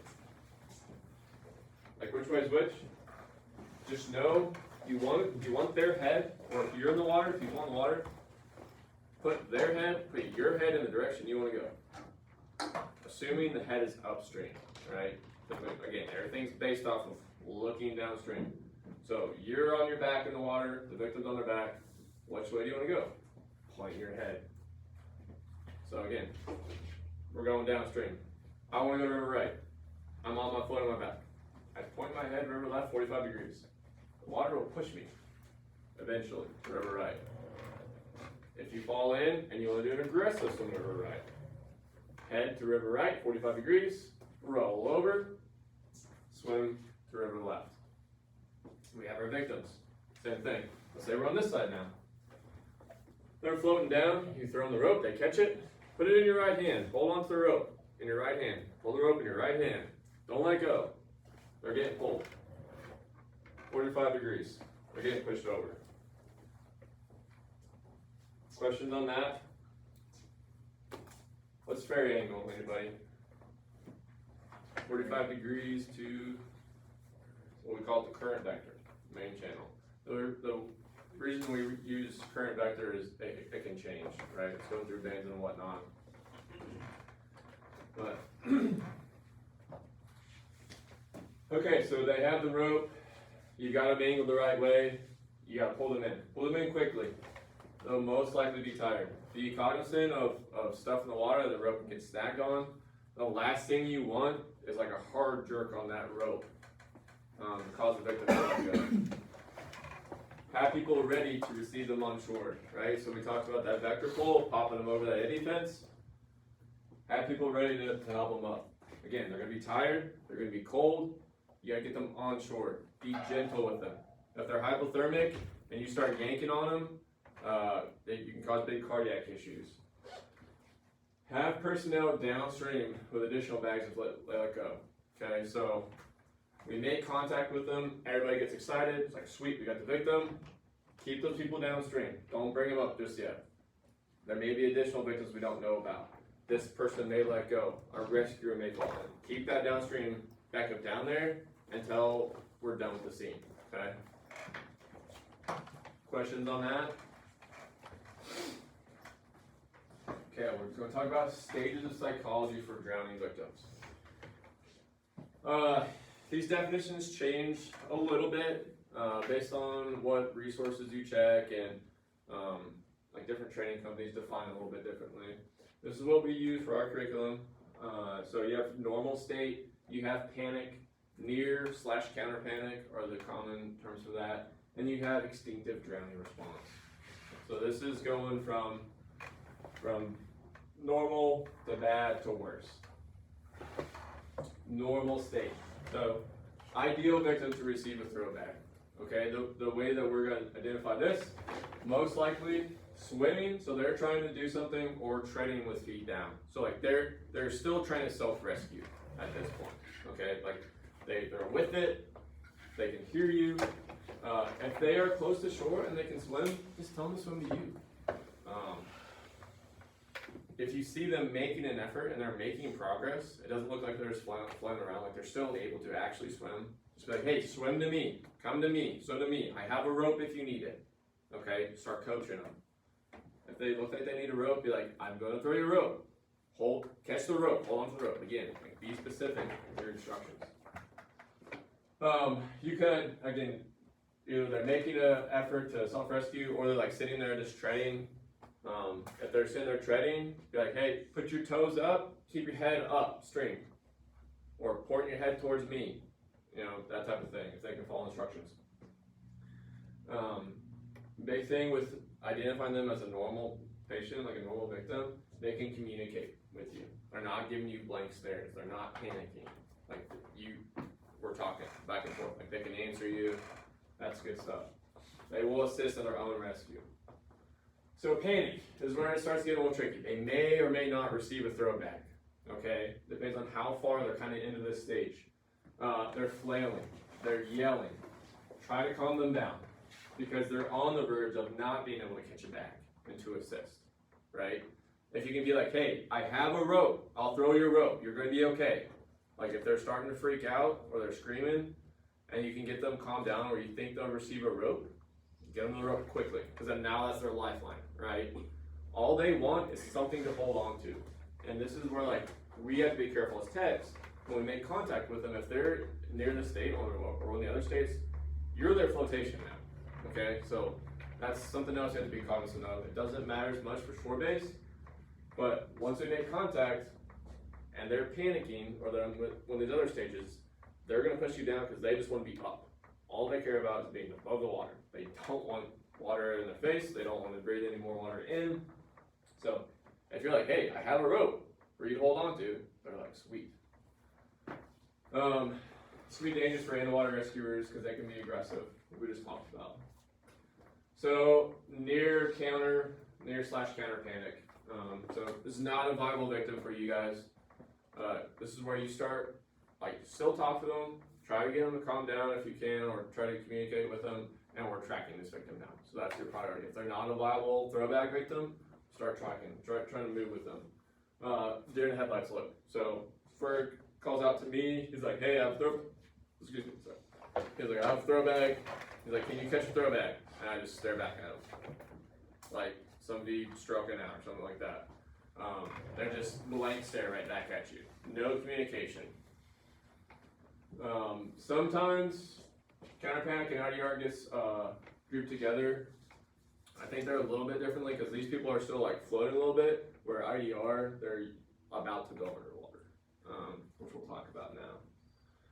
So instinctive drowning response, IDR, not a viable throwback victim. They're not going to communicate. It can look calm from the outside, and this is something to think about outside of water rescue too. Like you're at a pool with kids or something like that, or you're at a beach or whatever. Most drownings are not going to present as that panic response. Okay, like most like fatal drownings, when they hit that point, it could be like a kid looks like they're playing around, they're just splashing, and then they look calm. So like that's concerning for us. Like their mouth is right at the edge of the water, like they may look like they're gasping, tilted head, tilted back. The whole facing shore thing, don't rely a whole lot on that. Obviously, we're not going to say that climbing ladder motion in response, but they're pretty much trying to like doggy paddle while they're trying to keep their head up. Like it's either because they don't know how to swim, or they're hypothermic, or they're exhausted, but they're not able to float or swim at this point. They may appear to be bobbing, like they go underwater and then they come up for like another breath, but it's not controlled. It's typically quiet because they're out of energy to yell at this point for the most part.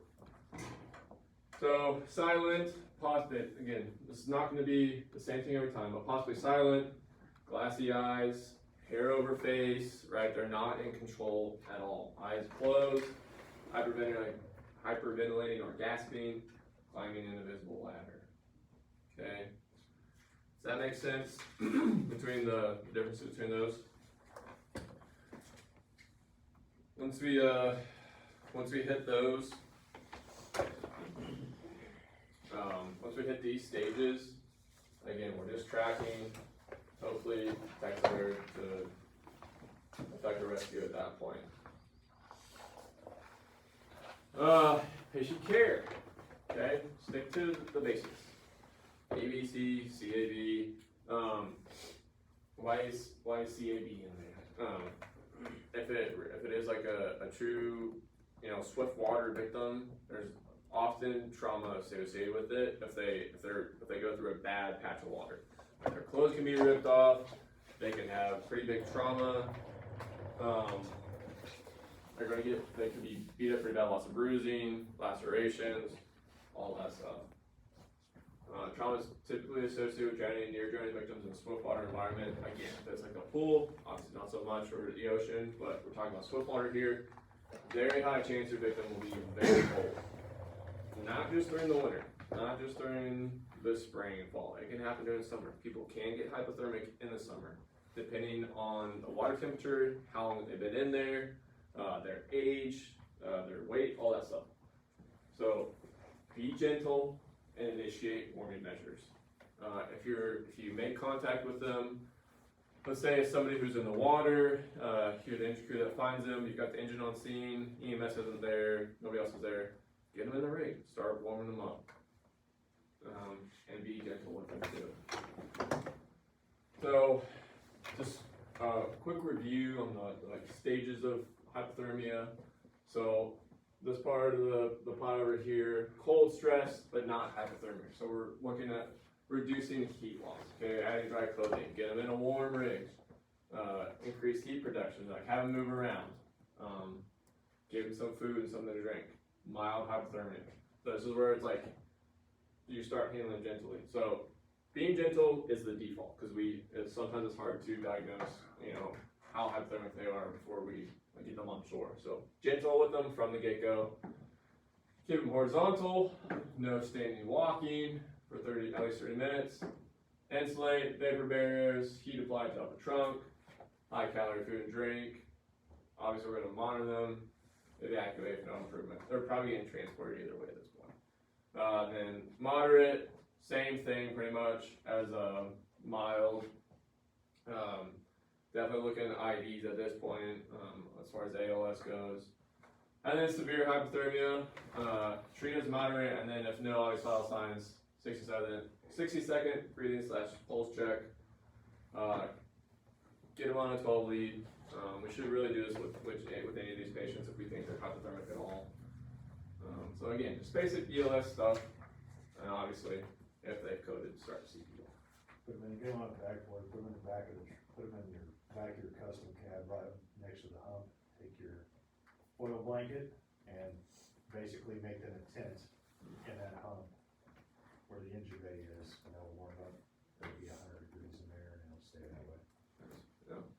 Yeah, think of these as trauma patients, right? A warm trauma patient's a happy trauma patient. Get their clothes off. If they're wet clothes, get their clothes off. Get warm. Those E-blankets, like Cole just mentioned, those are huge. They do work. Talk about backboard, keep them horizontal, all that good stuff. All right, let's take another break. Yeah, it's 15 minutes.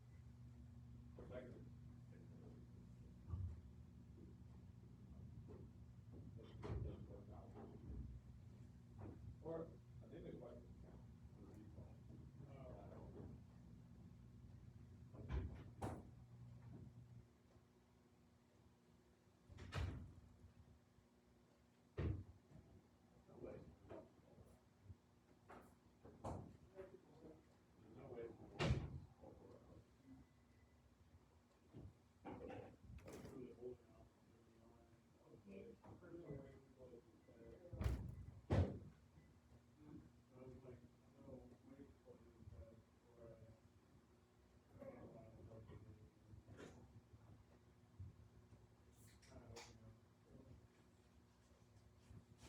if it is bad, Emmett had a fire alarm system.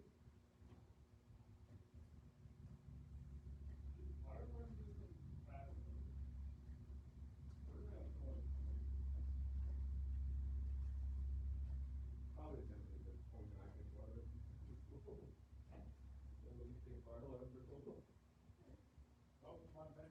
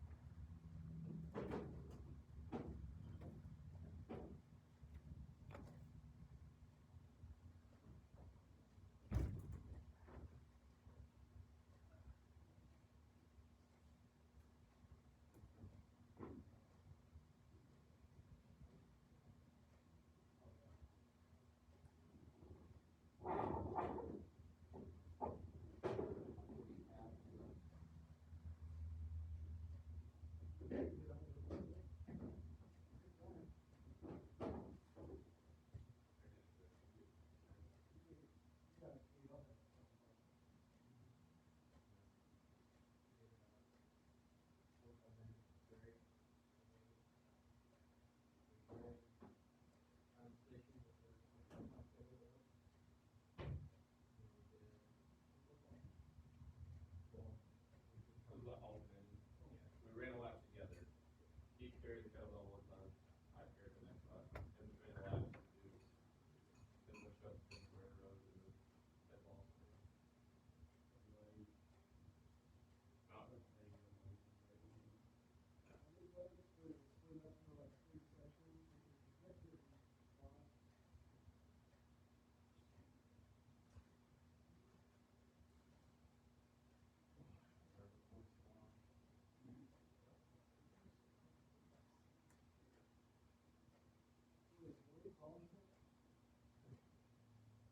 Yeah, I do should say, what kind of?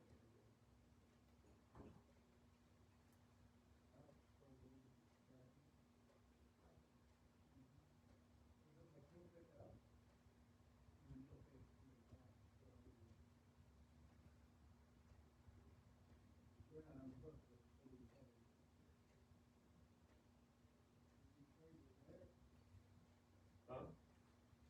Yeah, I don't, that's up for. No, he's working, I just switched over.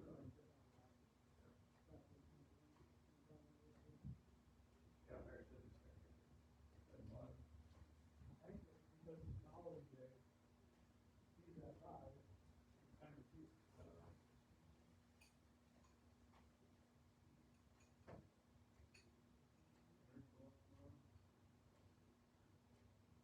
Or, no.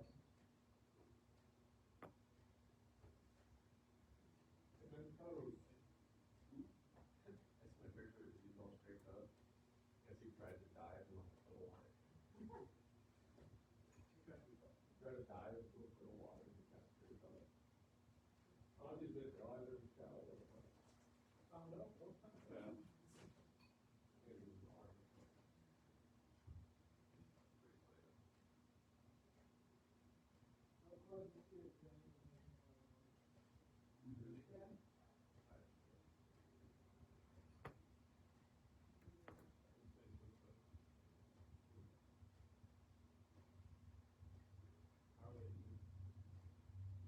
I don't know, man. When I dropped off the visitor, and done the visitation. That was bad. That's up really quickly.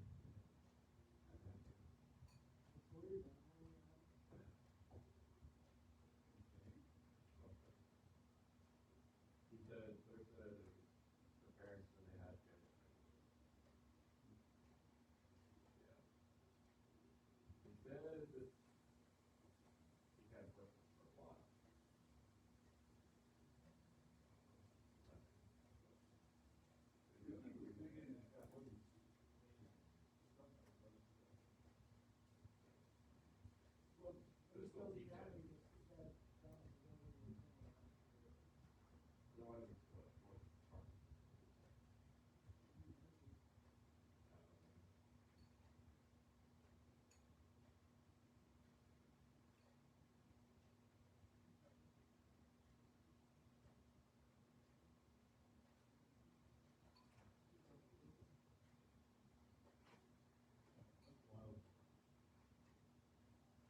Yeah, it gets long. It wasn't that old. They're on those places now. Yeah, no, yeah.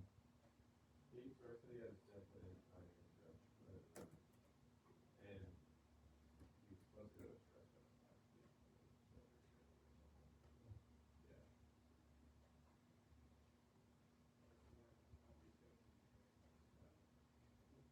I was talking to my dad about it, and he said that, I called him Facebook yesterday. He just talked to a guy that day, and promised that the asymptomatic is just stress test, and he's fine. Completely asymptomatic. Crazy.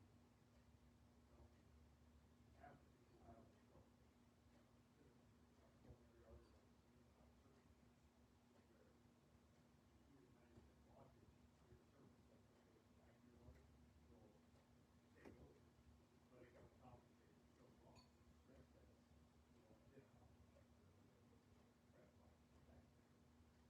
what it takes blood pressure on both sides, and see if we can really.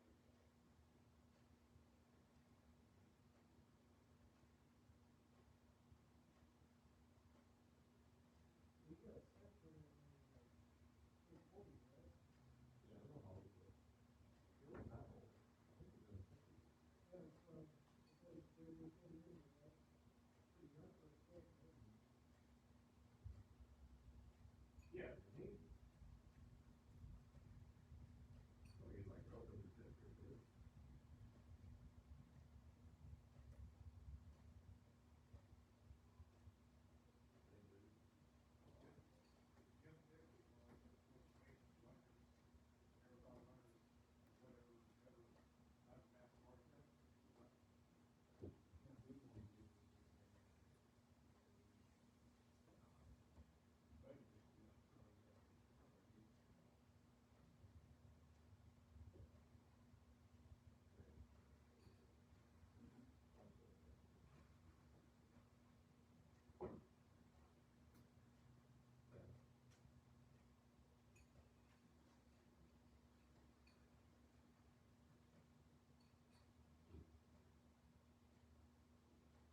So you're off. I guess, Alex,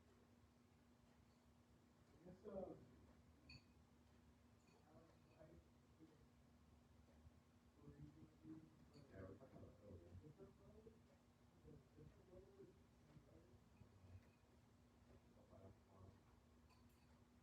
road. Your mother was on Facebook before. Yeah, yeah, he killed his brother. That was good.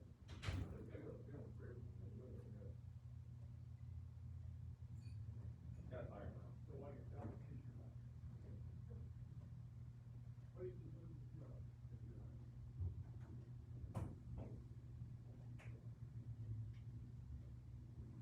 We're excited. I am. Yeah. So, that stopped by, he said,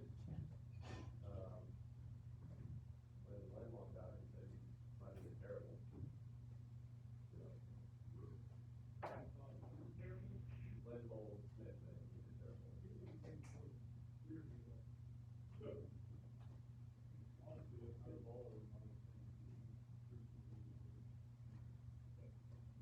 Work. Morgan? I don't know the other guy. That said he felt like he did well. I think you have a great reputation.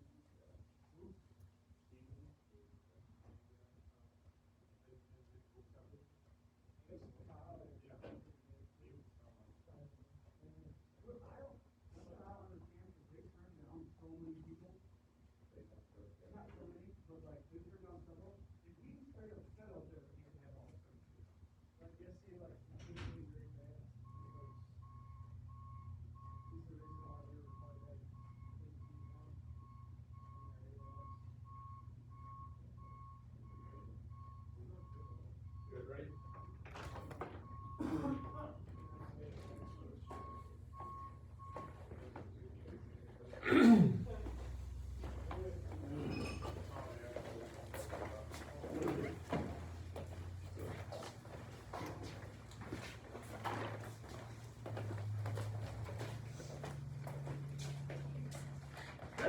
time of year we'll start getting fire alarm calls. They Oh, keep- wait for it, man.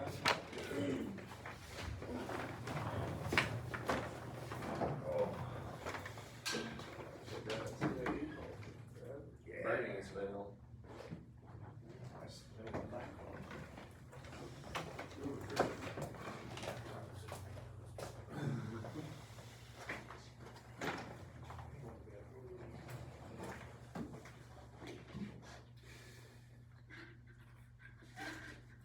Alright, how's everybody feeling? Rock and roll, man. Good, good, good. Alright, let's do some reviews. Review questions. Back to throw bags a little bit. What is the typical throw bag length and diameter? It's 3/8, 9.5 millimeters, sometimes 9 millimeters, 50, 75 feet. Wow. You get a challenge going after class. With a knot, once in a while, it's a little under. Oh, cool. Management go. What about the three throwing techniques we talked about? Underside. Underhand. Yeah? Football, softball, and t-ball. Alright. So that works for you. What's a vector pull? When you have your victim on one end, the rescuer on the other. I like that. What are we using that for? Get them out, Pop them over, the helical wheel. yeah, or eddy pins, or helical well. Why should victims hold the rope in their offhand, upstream hand? So we can create a... Yeah, get that angle, help swing them over. Victim states. Which state is most likely to receive a throwback? Yeah, Which state is most likely? yeah, what psychological state? Colorado. What behaviors indicate a state of panic? Minnesota. Yeah, so that's like that near panic. So they kind of get all grouped together, flailing, yelling. They're they're panicking. They're on the verge of the deer in headlights, right? What's some post-rescue patient care priorities? Warm. Take the clothes off, yeah. Yep. Should we walk them out or should we lay them down? Lay them down. Yeah, keep them horizontal. Should we yank them out of the water? Should we gentle? Real gentle. All right. Well done. Well done.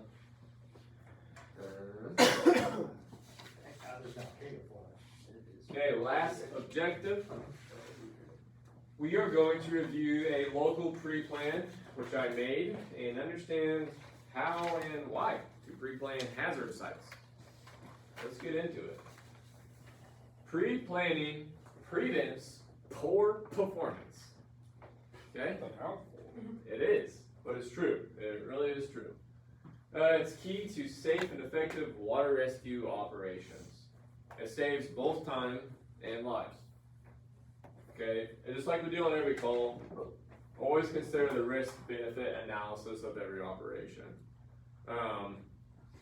A victim headed downstream towards a strainer, we've got techs on shore ready to jump out and swim. Risk benefit, high risk, but it's high benefit. Okay, we're swimming 10 out of 10 times because that's what we're there for. Okay.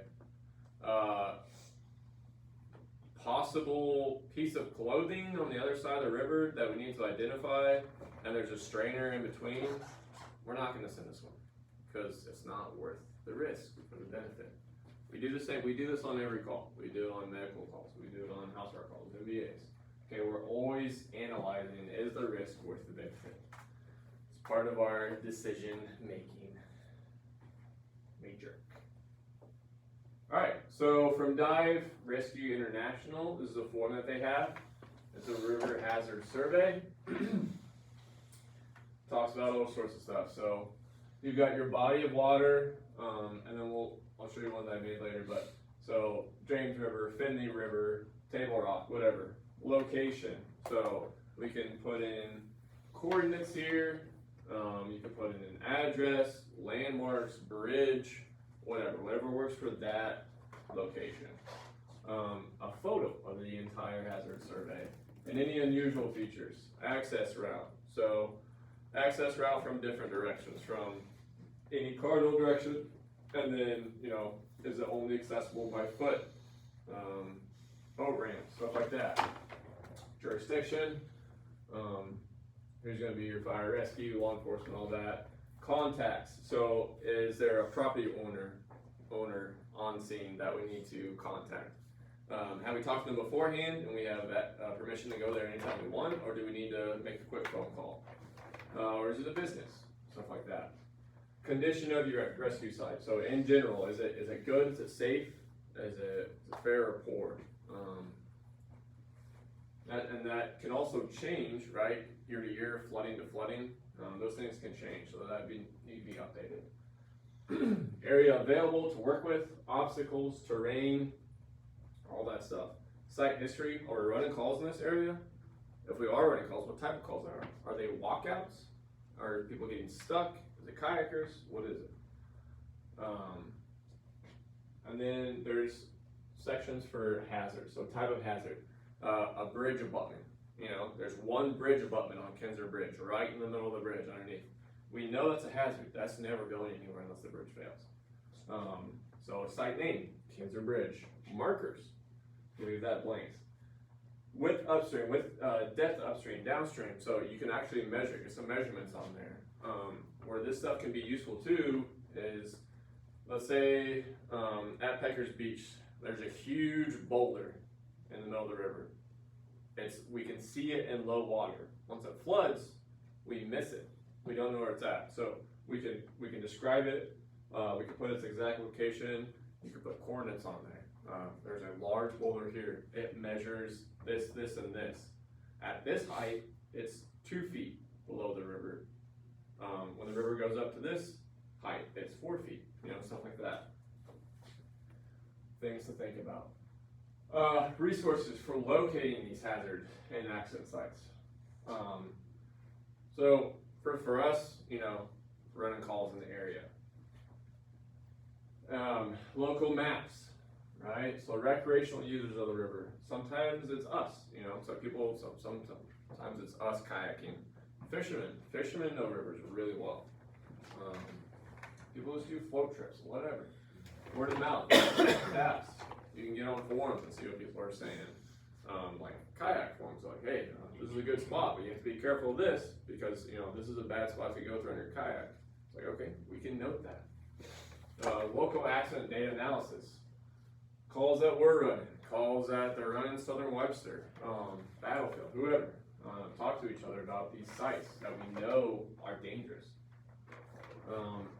So a big resource for us is the USGS National Water Dashboard. So you can go to their website, you can download the River app, which is like a third-party app which pulls the data from the USGS.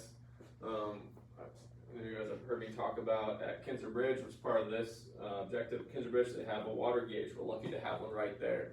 So we can track it. Every time it floods, I've got alerts on my phone to go off every hour to notify how quick the river is rising, what the velocity is, what the height is, and that data is huge for us on the water rescue side because we're able to create benchmarks. So now we know at different heights what accesses we're losing and what hazards are going away and or presenting themselves.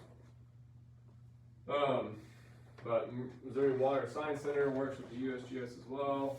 Local sites operate in coordination with Springfield City Utilities. So USGS, they go out to Kinzer Bridge. You may see them once in a while. They're out there with their yellow vests and they're doing river measurements. They do it when the water's up, when the water's down. They just do it all the time. They do maintenance on that site out there. And then upstream, City Utilities also has their water treatment plant. U.S. Army Corps of Engineers, it's mostly our lakes, Table Rock, stuff like that. That's another resource as well. What kind of sites do we need to pre-plan? Okay, we're not going to pre-plan the entire river. Well, we're going to pre-plan known high probability areas.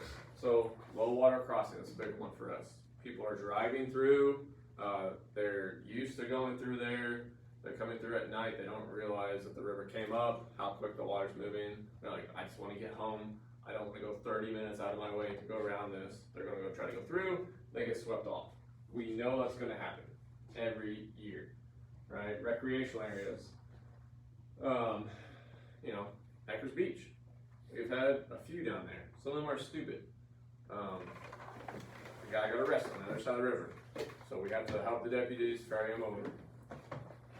Low hazard, but the frequency of calls is higher in the area just because there's more people using that area, right? It's a higher recreational area. Low head dams. Not any really dangerous ones around here. On the Finley, Linden Lure, it's dangerous for when it's starting to flood. It's dangerous for a really short amount of time. So the way low head dams work, when the water's low enough, there is no dangerous hydraulic. So with low head dams, when it hits the right level, there's a hydraulic that if people go over it, they get caught in a hydraulic that is essentially like a washing machine. It keeps them stuck in that hydraulic. But the way that Linden Lure is, usually the water's too low to have that hydraulic. Then when it's flooding, it gets it for just a little bit, a short amount of time. Nobody's really out there when it's starting to flood. And then once it really floods, then it just kind of levels out and the hydraulic goes away. So that's really the only low head dam we have in our area. And it's only dangerous when it's starting to flood, when water levels are a little elevated, but not too much. Canals, flood control project, washes, flood areas. Are the floodplains mapped in our area? Yes, they are. You can use USGS to get that data, or you can go to Greene County Assessor Map and pull up floodplains. They use them for, you know, real estate stuff and whatnot, and see like where houses need to be built. But then it's helpful for us to figure out how far the water is going to come out, because that's going to affect our search area as well. PPE for shore-based personnel. So this, essentially what we're looking at, other than the dry suit, right? So PFD in the warm zone, equipped with a whistle and knife. Why do we need whistles? To do signals. So for us, whistle commands, 1 whistle is attention, 2 is upstream, 3 is downstream, repeated blasts for an emergency, a true emergency. So for you guys, only the ones that really worry about, 1 for attention, hey, over here, beep, and then repeated for, hey, I'm in trouble, I need help right now. Just like on a fire scene, you hear the air horn going off a bunch of times, somebody's in trouble, okay? Proper environmental protection, all that means is dress for the weather. If you can, dress for getting wet.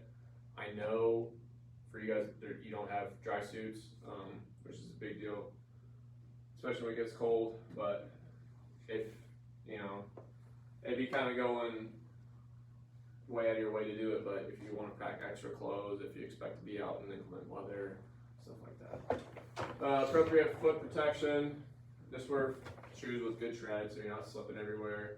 Gloves for rope management, just work gloves are fine.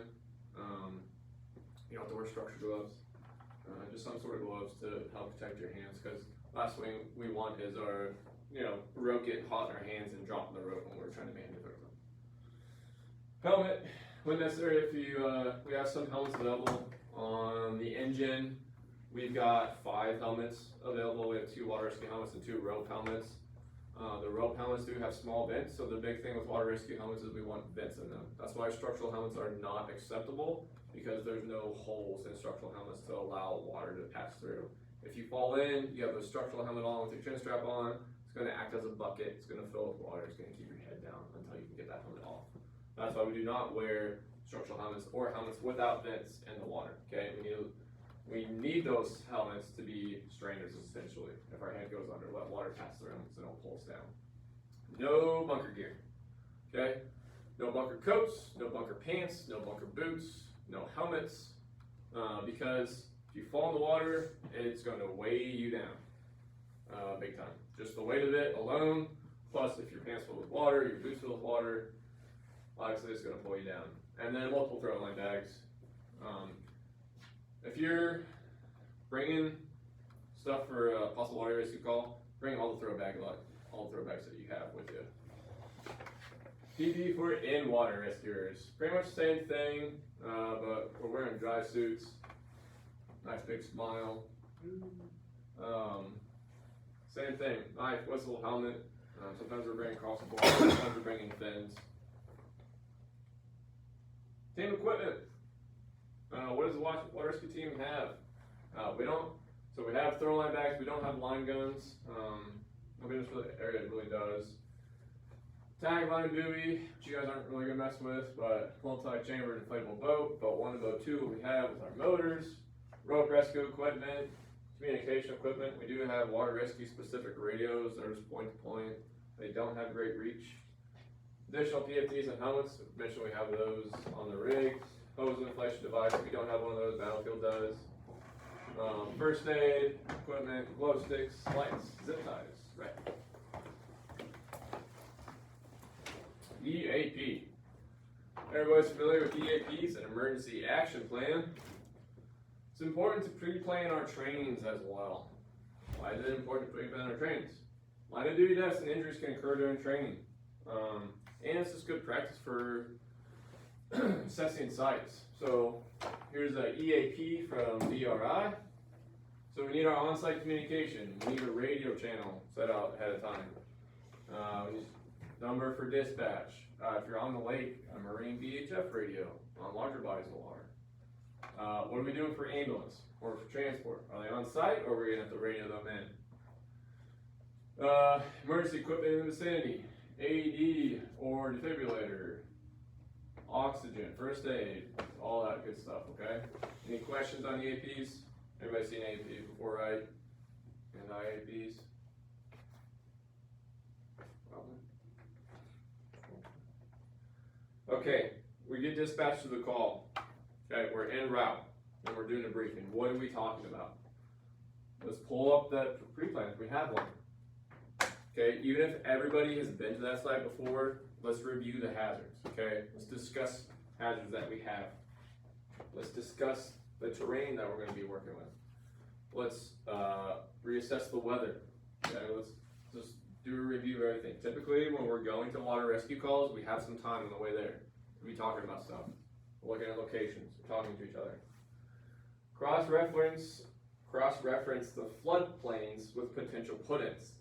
So, once it starts flooding, we're losing access for boats, okay? So, rams that are typically there in low water are gonna disappear when it's high water. So, if we have a pre-plan, we can also either use the pre-plans and the river gauges or just check the floodplains. Verify what assets you have in or out. So on the water rescue team side, if we're putting a boat in the water, we have to call a second alarm. What a second alarm does for us is it starts the battlefield. It starts our team because we need a backup boat. So on the tech side, we're establishing positions of the boat. Who's the rescuer? Who's the operator? Who's the tender? It's something you guys can do as well. On the awareness side, who's going to be upstream? Who's going to be downstream? Is everybody on the same channel? Okay. Who's going to be the first throw? Who's going to be the second throw, right? This is stuff you can talk about ahead of time. So when we see the victim, it's not, hey, are you throwing? Am I throwing? Establish objectives and do a team poll each time. This is what we do each time on the tech side. Hey, is everybody good with this? Is this a go situation or no? Is anybody not comfortable with it? Number one rule, remember this free test, is the sane approach. We want to keep it simple, okay? Adequate backup, never take chances, unnecessary chances, and eliminate the beat the water attitude. You're not going to beat the water will beat you. We work around the water, we work with it. This is a DRI's big rule. So, here's a river hazard survey that I filled out last year in Kinder Bridge, Crichton access area. So, the body of water, our landmarks, Kinder Bridge, put the coordinates on there. Had some access from 164 east and west, from 193 or Sunset, 156. Jurisdictions, and then talk about the area available. So river right and river left access of the bridge. River right floods down the farm road to the west, limiting access. Access upstream from 156 offers limited access as well in flood waters. What obstacles are we working with? Heavy timber along River left upstream and downstream of the bridge. 193 is wooded on both sides. Filled with fences on River Right. So we all know this because we know that area, but it's something good to review before we put people in the water here. Terrain, flat terrain along River Right. Steep hill on River left of the bank. Okay. So, the bridge itself was built in 1902. It was rebuilt in 1972, 70 years later. So on this photo, the white circles has 5, and there's 2 arrows. So the red diamond is the bridge. The white arrow is the main channel of the river. The green arrow is a secondary channel that we've observed once the river hits 17 feet. It takes a lot of rain to hit 17 feet. So, but where that's important for us, as far as victims moving downstream, once that secondary channel develops, so it develops right on the road of 193, but the water has to be way up. So the main body of water, it's always there, right? And then once it hits that 17-foot mark, between those trees, we see a current develop. It's important for us because instead of just dealing with the main channel now we've had several rescues where people go in up here by 156. If somebody's moving down, now we have 2 spots to look.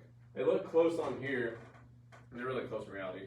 They're only like 20 feet apart. But now there's 2 spots where they can come down. That first main channel, they're gonna hit that bridge. They're gonna get stuck on that bridge. The second one, there's strainers. There's fence, there's trees. So those are our hazards for there. Here we have the bridge at 5.2 feet. This is pretty normal. During the summer months, it fluctuates between 4 and 6 feet typically. That's like its low water level for the most part. Everything's super visible on the bridge. Both sides. There's underneath. There's that big abutment. There's upstream, looking upstream. Okay, so this next picture is from this viewpoint. Okay, so again, Kinzer Bridge is right here. That first little dog leg in the road, in the river, the road just follows the river through that area. Here's 9.5 feet. So if you're driving by and you can just check the app for one. You can download the river app. You can check the current level or the USGS alerts. You can send them there. But if you're driving by and you see it kind of at the like halfway up that abutment where it starts to get that angle part, you probably know. And if you double check on the river app, once it hits that 9-foot mark, 193 is now covered. From this point on, if there's people out there, people will go out there and do drugs and take naps and they hang out there.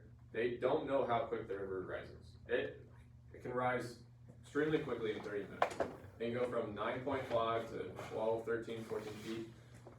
They sit in their car, they take a 10-minute nap, next thing they know that their car's floating. Okay, this happens often.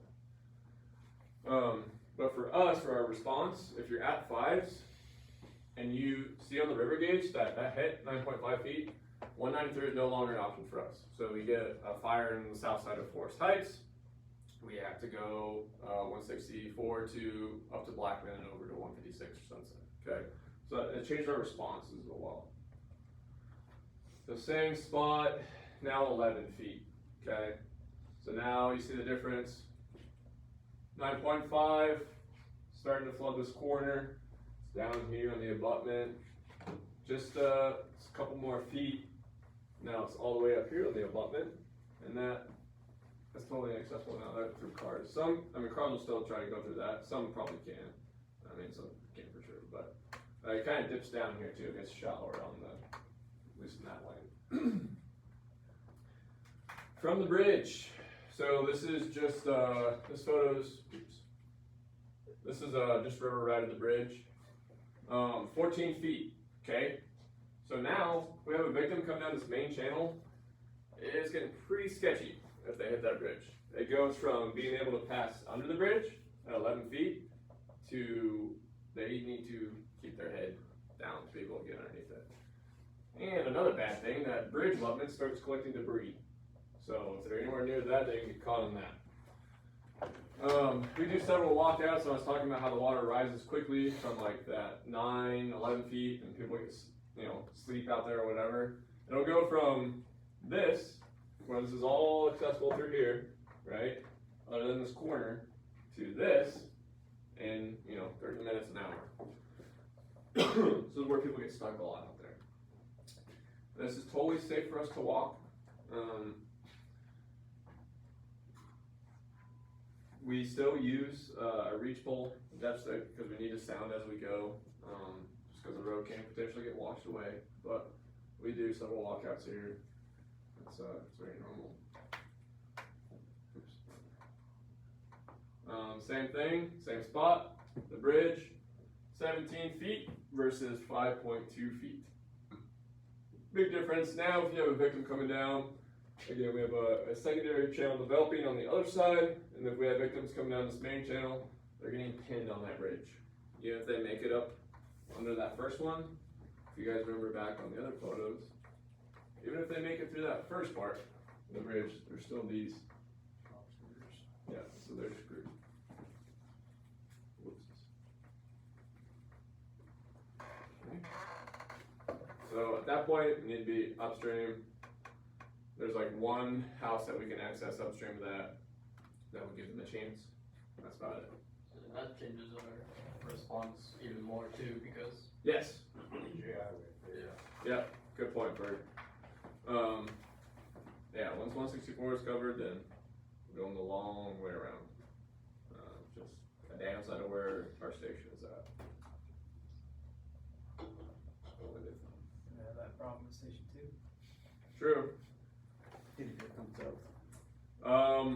So no data available. It's very rare for the water to actually get over the bridge. You can see it over the bridge now. The good thing about this is that the water really slows down once it hits that. Kind of acts as creates an eddy behind it. But this is the 17 feet. It's the most dangerous for our victims if they're upstream of the bridge. It's the most dangerous level. This, I'm guessing, there's no data available for this on USGS, but I'm guessing this is about 20 feet, 19, something like that. It hardly ever gets up there.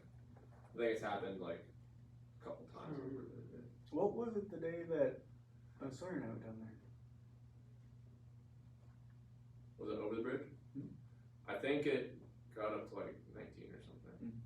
But it really has only hit this like a couple times in the last, I don't know, 5 or so years. It doesn't do it every year, that's for sure. So, a little drone action. I know we got some drone fans in here. Hey. There it is. So that taken from that same day. You can see how it's not over the bridge, like we were talking about in the other photo. Probably about 17 feet. But, so like we still have that main channel, but the rest of it is pretty much just floodplain. So, Uzi and Noah, there's some houses back here. Uzi and Noah they said there was some water moving over here still. Said it wasn't moving very quickly, but there was moving water over here. There's some houses. There's a road back there called Farm Road Lane. Uzi and Noah had a throwback rescue back over there a couple years ago, I think. So, the people went in up off of 166. So it's not all going to happen at this main channel. People get stuck in here sometimes too. Just some fun data for you. Yearly highs. So they started measuring. This is on its way off. It's estimated back in 1909 it hit 22 feet. Who knows? It's 1909. I don't know how they measured it, but. If you look at the rest of the data, a lot of our significant highs, this is looking back since they started measuring. These are all-time highs. So 2018, 2022, 2023, 16, 17, 15, all these really significant highs, like record highs, are happening now. So we're getting a lot of water, we're getting a lot of flooding, global warming, whatever it is. All we know is that we're getting a lot of water pretty often. Okay, that concludes the PowerPoint presentation. Review.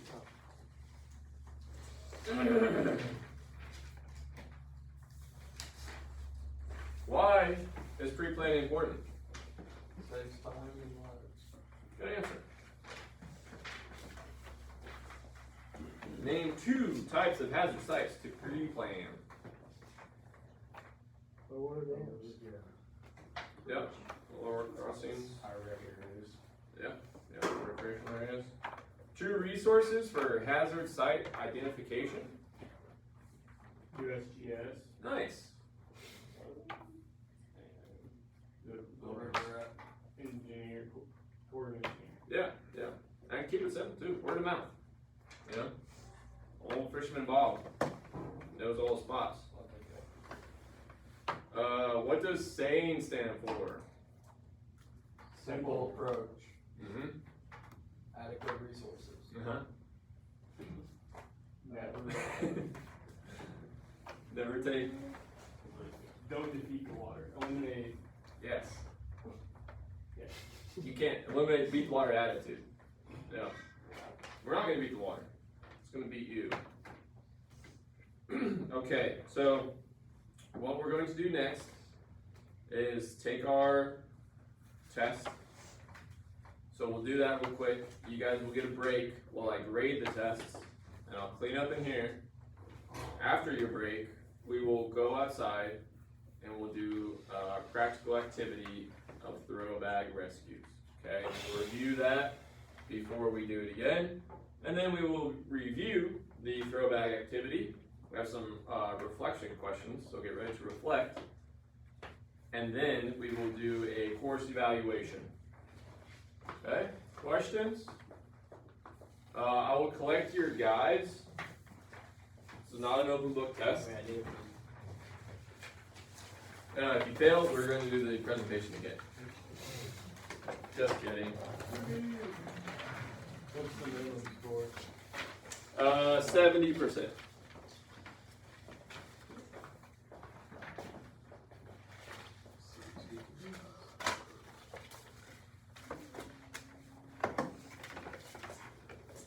Does everybody have a pen? Does anybody need a pen? I need a pen. Okay, they're in the office.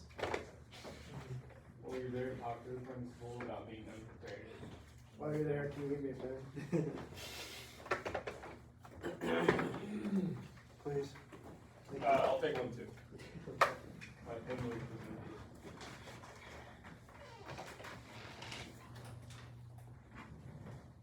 So we have 4 multiple choice questions, 2 matching questions, and then 4 fill in the blank questions, per the requirements of Instructor II.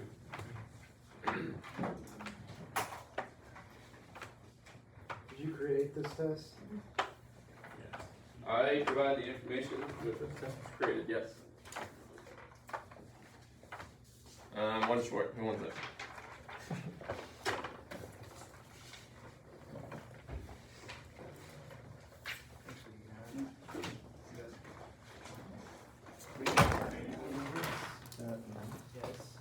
Yeah, please put your name and date, since I'm doing a bunch of these awareness classes.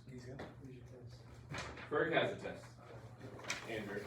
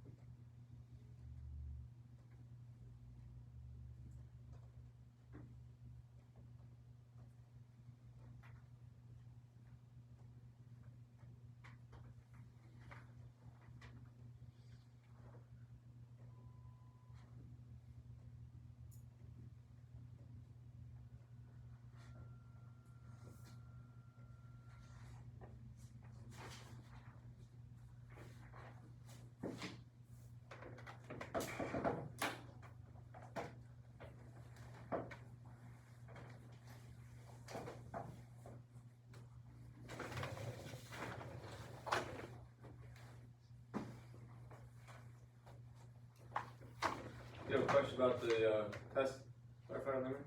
Not at all. Alright.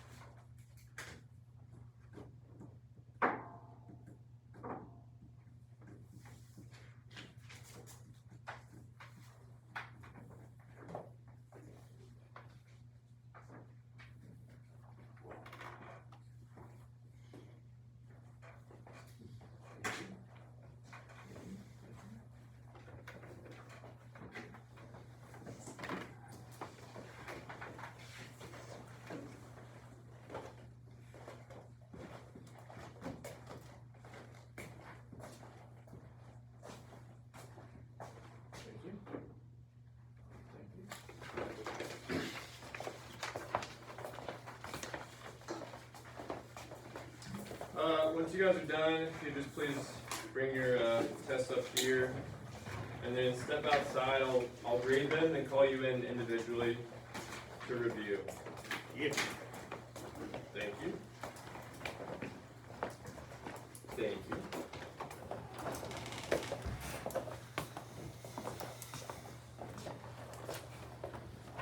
Thank you.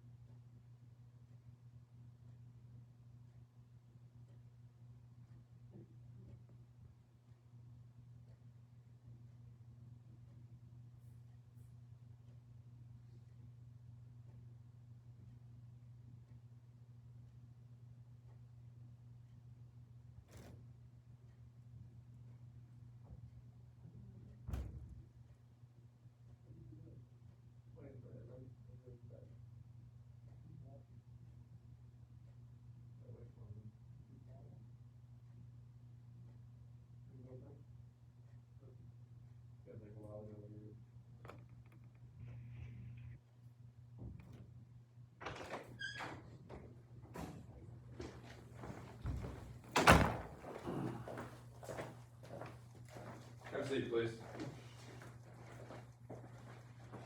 What was your name again? Austin. Yeah, So you're somewhere in yeah, it's like. there. There you go.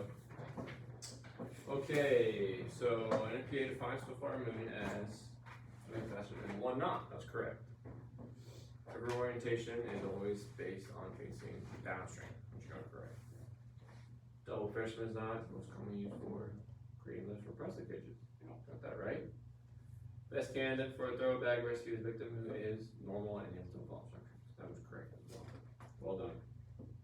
For the matching, Alpine Butterfly does create a loop in the middle of the road. Presley cage is used for soft capture. Panic victim does present as flailing, yelling, may or may not take rope. Yep. And then the IDR is the silent glass heat bobbing. That was good. River references, downstream, upstream, river, left or right, good. Water fastest at center, top, bottom edge, correct. Sane, got that right. And then helical flow, that's the only one.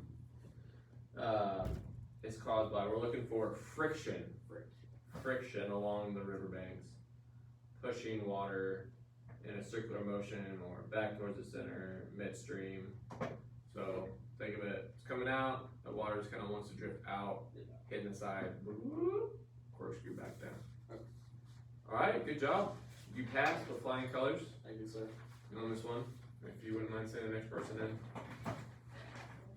Preference? No, it doesn't matter. Thank you, though.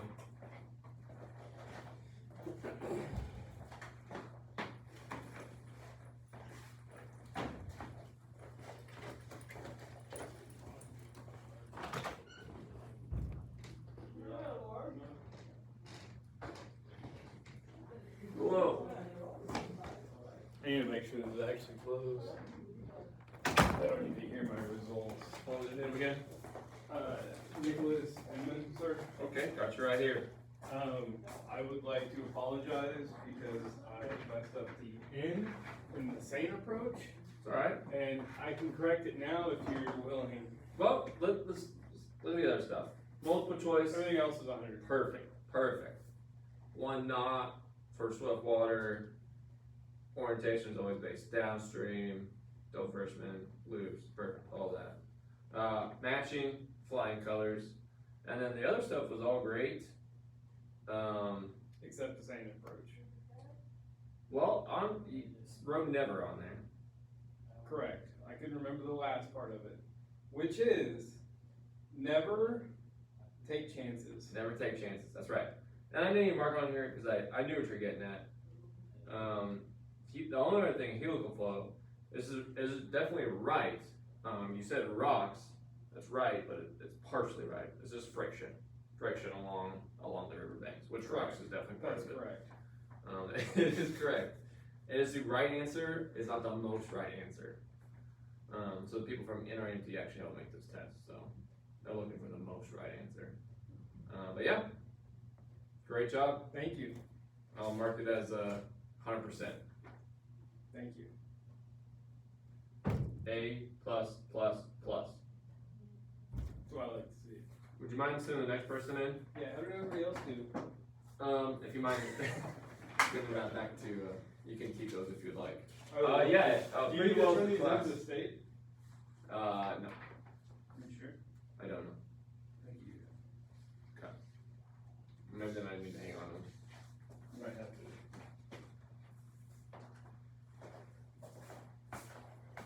I thought I remember having turned them into the state. Who's up next? Lamer, Cass, or Carlox? Labor, task, or co-op.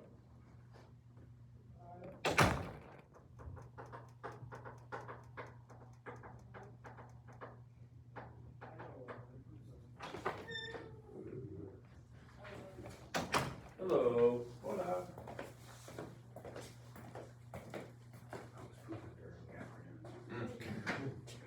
It happens. Multiple choice, perfect. Matching, perfect. Yeah, the only thing, simple approach, you got that. Assess, we're looking for adequate backup. and never take chances, and then E, eliminate beat the water attitude. Yeah. And that's, like I said, more of a DRI thing. That's their big saying, but it's something good to remember. Yeah, and then helical flow, road eddies, which is not, like, it's not wrong, but it's more so friction Yeah. along the riverbanks. And then, yeah, pressure and circular motion. Yay. Perfect. Alright, cool. Thank you. Oh, goodness.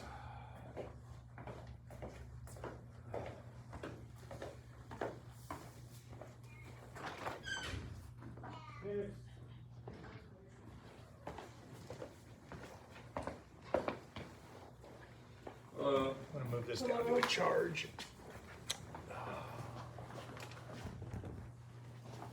Good handwriting, first of all. Really? Yeah, nice, nice. What my name, I guess. Multiple choice, perfect. Matching, perfect. References, good. Water's fastest, good. A lot of people had trouble with the sane approach. So simple, adequate backup, never take chances, eliminate, beat the water attitude. And then helical flow, I know we talked about a few different terms. There is an eddy fence in the helical flow. We're looking for a cause by friction. And then Okay. it's definitely, it does have that. So yeah, helical flow is a little confusing because it's, and this question is a little bit confusing. It is caused by the eddy fence, but also friction too.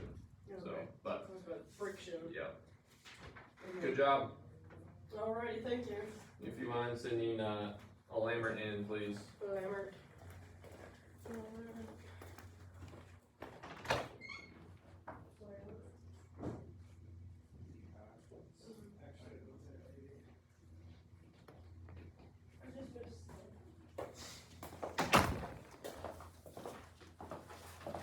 We'll trouble with the name up top.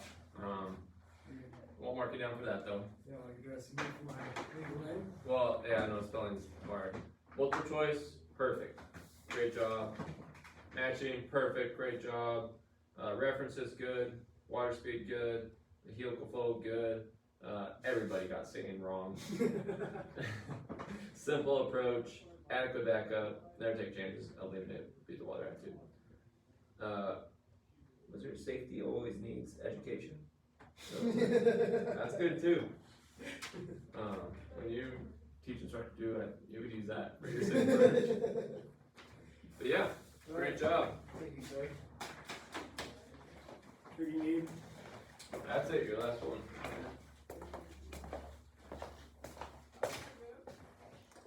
Alright, so now we will all gather throwbacks and move this outside.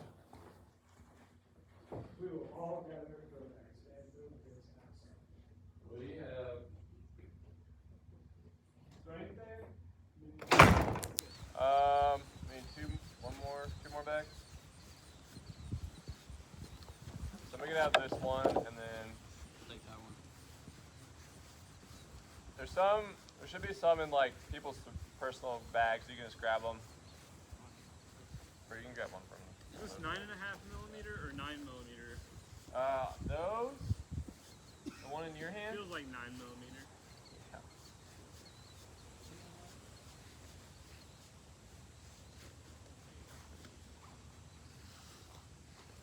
You didn't even have to put it in your mouth to test it. Alright.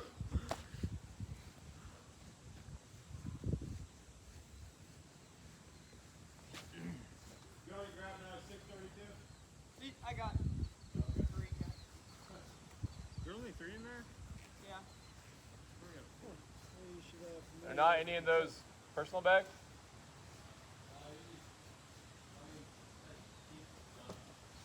Yeah, he doesn't care. Grab his. I'm going any calls today.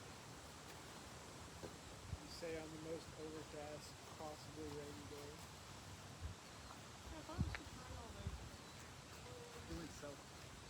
It could have been It's totally missing it. pumping today. Couldn't make that move. Couldn't be pumped today. It's just what it was. Not that one.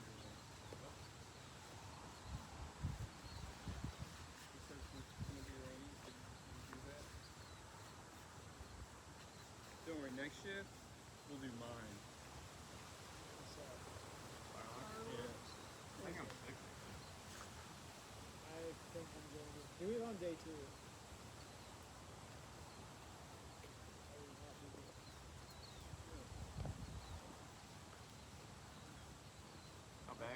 got this one.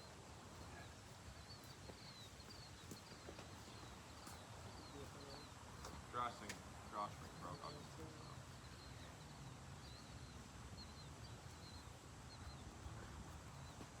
Alright, so the first activity we're going to do, we're going to throw it, but just the bag. So we're not holding onto the rope, just throwing the bag completely by itself. Yep. Just like that. It's not the victim yet. There you go. Sorry. Thank you. That is going on your review, sir.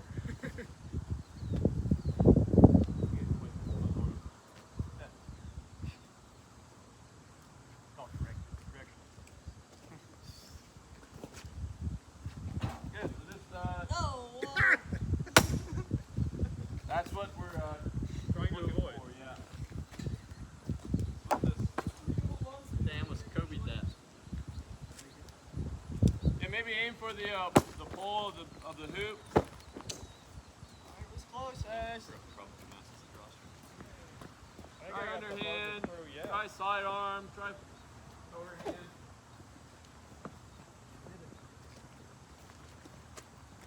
Nice. Oh. That was almost a field goal. So it's focused just on direction first. Just try to aim for the pole. He does get marked off for injuries and non-PPE. Oh. Can't percent expect a little bit better.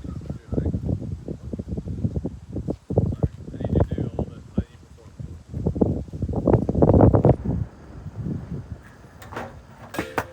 Oh no! I bad down.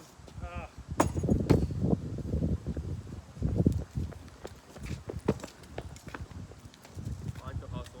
Nice.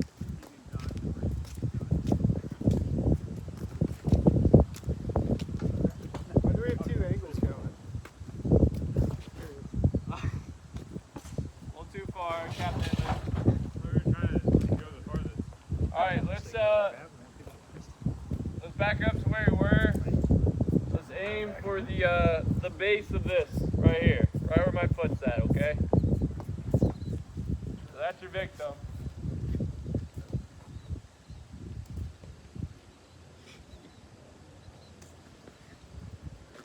The wind was moving the tree next to you. Good, a little short. Well, I had the wind was moving the tree. Okay, we can do some shoulder exercise later. Get that a little bit farther. oh, sidearm. Like this. Yep. Just sidearm. Look at that. Touchdown There you Green go. Bay. Touchdown.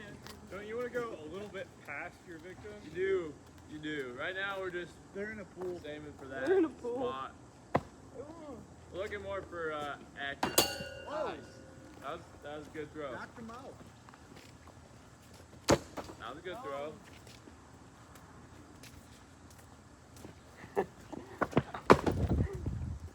Like that? The spin's good, but actually it was off. I was trying to get it a little farther. I got bad tennis. We'll do shot put style next week. Oh. Alright, Good thing you're this dude, huh? I'm not freaking Patty Mahomes.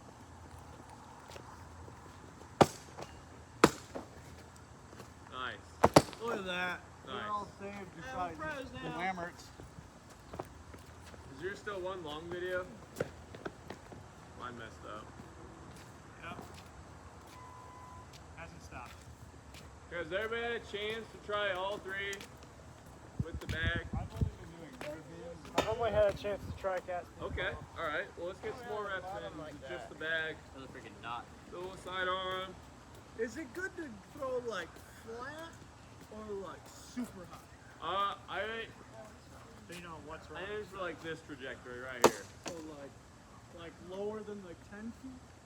Yeah, right about 10 feet probably. I mean, it's gonna be changed a little bit based on your distance, but let's see it. Let's see it. Oh, that was way higher A than 10 feet. little high, yeah. Oh man. Let's see it, Drew. See it, Andy. Oh, that's too low now. There you go. That's good trajectory right there. That's perfect. Oh, look out. I'll take this one. Incoming. Touchdown, Green Bay. Touchdown, Mississippi. Ringer. Heads up. Are you cutting? A little bit. Remember, if an injury happens, it ruins the video. I'm in the hundreds. True. Me too. Not me. I'm here every 5 fucking minutes. All right. You guys ready to move to throwing while holding onto the rope? Yep. Okay, so we're gonna do a little exercise. We're gonna split 3 and 3. So we'll do 3 on that edge of the grass, and then 3 on this edge of the grass. So rope in the bag usually works the best. So don't throw just yet. I'll show you guys what we're gonna do. You'll be prepped. So this is down straight. Okay, I'm a victim. I'm gonna walk through with my arms out, and your goal is to grab it across. Okay, come right. Let my head down. Okay. That's get knocked out. You're not wearing PPE. We don't need PPE for this. We do. I'm alright. I got fixable. Remember, set up your body, boy. Clean rope. Yellow rope, rope, rope. Just throw. Wait for you, Andrew.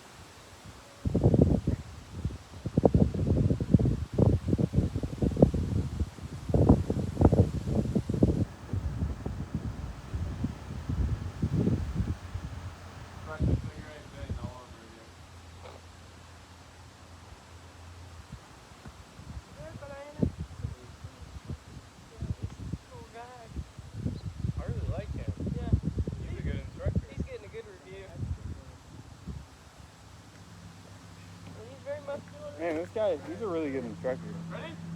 Ready. All right. Rope, rope, rope! Rope, rope, rope. Rope, rope, rope. Are we supposed to be practicing or?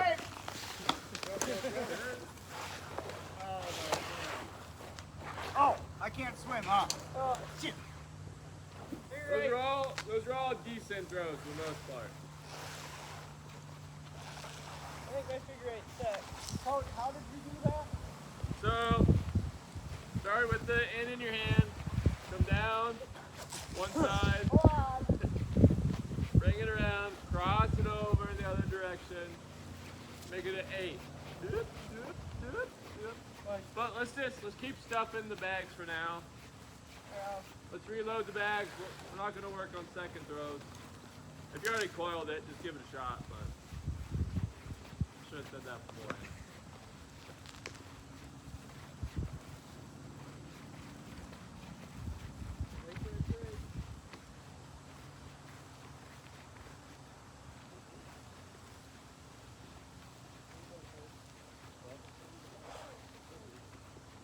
Says storage full.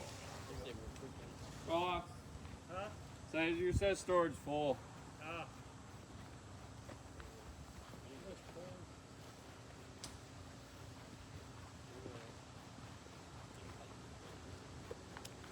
Sorry, mine's going.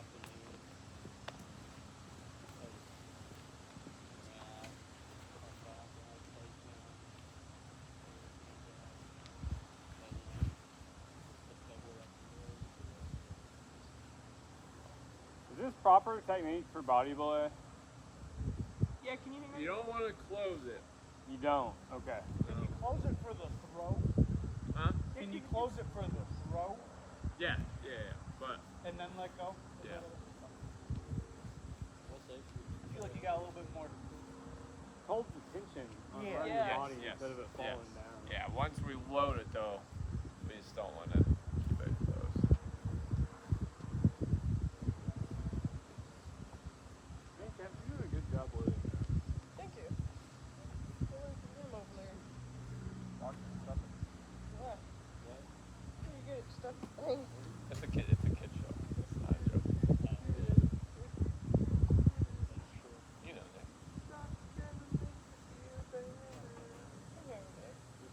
Okay. Is that really? Yeah. The kids shows. She is a doctor for stuffed animals. Yeah. Yeah, just tell me like There's a lot of stuff. alternatives on that. Yeah. All right. River chain sides. Adjust your body blades if necessary. Oh, I was going the wrong way originally. Oh yeah, me too. What? Now you're going the wrong way. I'm going the wrong way? We want the rope on our downstream hip You have to so throw it it with your doesn't left hand? pull and turn. Are we supposed to throw with our other hand? So Is this if I catch, it's going to be loaded when I'm downstreaming, right? Yeah. So this is right now. But if it was on this side, if you had your bag on this side, they would want to pull you this way. So it's a little bit better to be pulled like this rather than. So I can hold it like this, throw it, and then grab on. Definitely.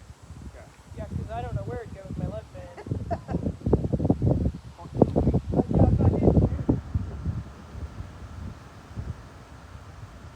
River left looks great. Ready? River right, you ready? You're good, call us. Rope! Grab the rope! Hold on! Break!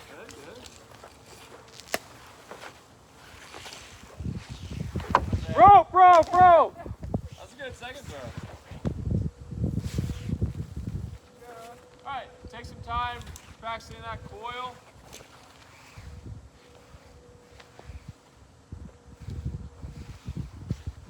But it's supposed to be a figure eight. It can be. I- Or a split. I just See? sit there and I go like this because I think I can do it faster.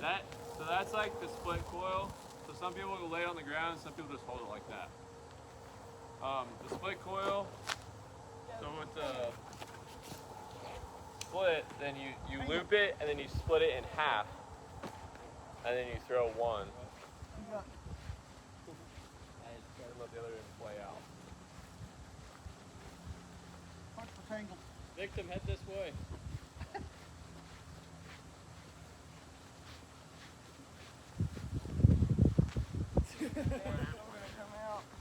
Good, second throw. That did not work. This is why it's good to bring two bags. Yeah, really. I got a monkey's fist. Yeah. It's good for weight. It moved. Out there.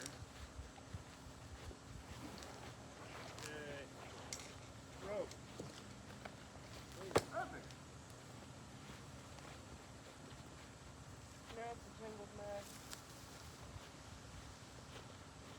Oh well, class, doing well.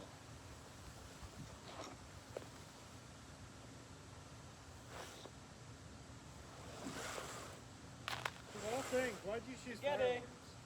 Huh? Why'd you choose fireworks? I already had a class built, or partially. Ready? Coach, I'm stuck. Close. Jesus, no.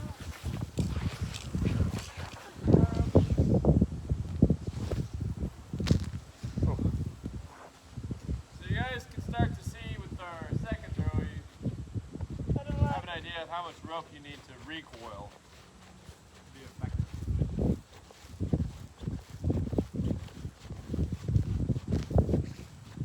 Where's the knee? Yeah. I mean, no, we're joking, but if it is close and you can coach him to swim this a little bit farther to grab it, do that 100% rather than trying to do a rethrow. Try this again. That was a terrible throw. Yeah, I did. It knots, man.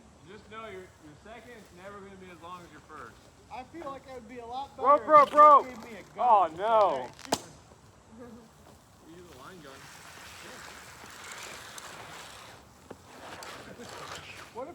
put the rope around me and jumped in after that. That would be like Ebenezer style. Can we do that? Yeah, it I might be kinda like that idea. might be the last time you do it. I'm not attacked. I'm coming in after you. I know the water's 3 inches deep, but I got you. Don't worry. I am an EMT. I'm a trained professional. Somebody decided I can do this.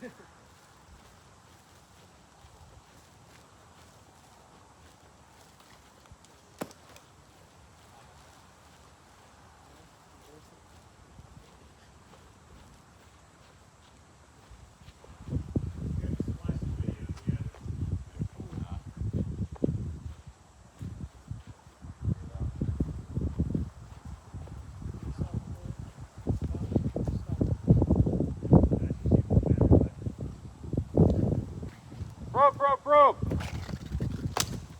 Got a little bit higher trajectory next time. Yeah. This is something you guys can. Woohoo! Big summer. It's something you can do at the firehouse. You can set up a trash can, and the drill we do on the water rescue team. Everybody aims for a trash can, tries to get it in the can. Try. Tries. Yeah. You can drape it over, set a traffic cone out there. Or do this. Moving target size. You son of a biscuit! What do I do? Put it in your other hand. Hold it above your head. Put it around your neck. Let go with your right hand. Okay. You didn't listen to anything I said. They couldn't hear you. They're in the fast-moving water. Rope, rope, rope. I'm just like Rope, rope, rope. Hand above your head. huh? Left hand.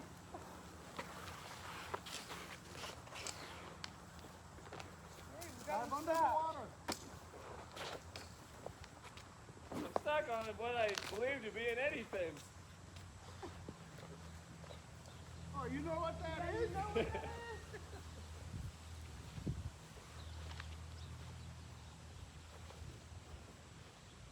So then how do you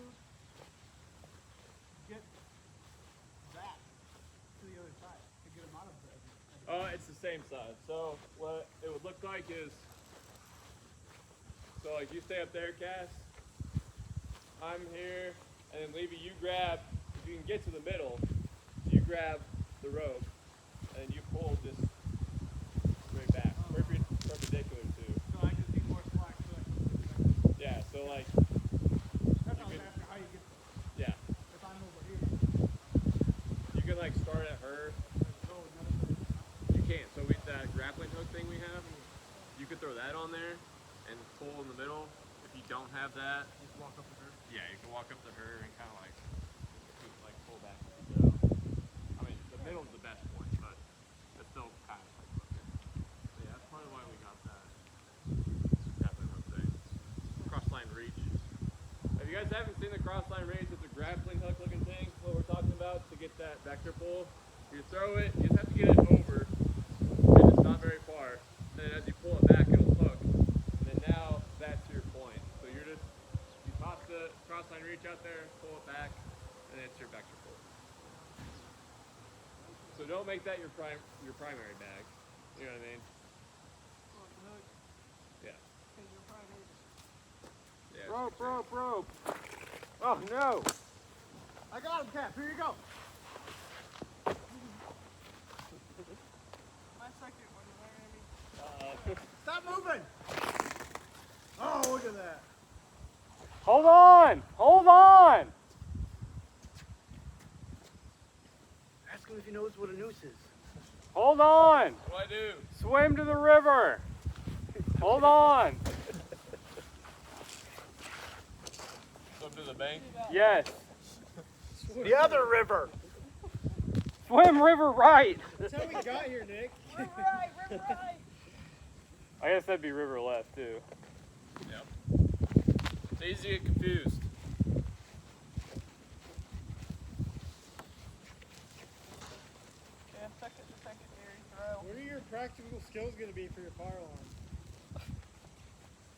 not identifying Installing them? sprinkler systems, identifying alarms. You just hit something.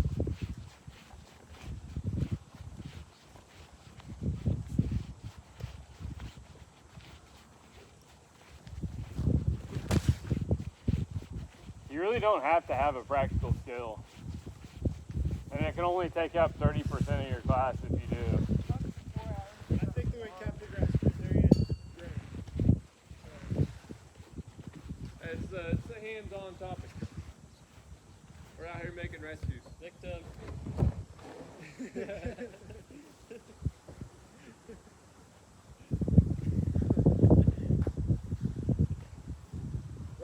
Rope. Wow. Place it in your left hand. Don't jerk it out of his arms. Too hard. That was Jeez. Until they have hypothermia. He thinks you're like a killer whale. Cattle. Big old bull in the water. Oh, if you throw it this way, you get a little slingshot action. Ooh. Yeah. Kill. Woo! Instructor, do they make rope bag slingshots? Rope Or bag shooter slingshots? guns? No, but I think you should patent that Like idea. a potato gun that launches a They rope do bag. that, yeah. They have line guns that do that. I mean, they have like slingshots for line bags, but not for throw bags. Same concept though. You do like 1,200 feet. Go across the Nile. Yeah. We make our own straighters around here. Rope. Rope.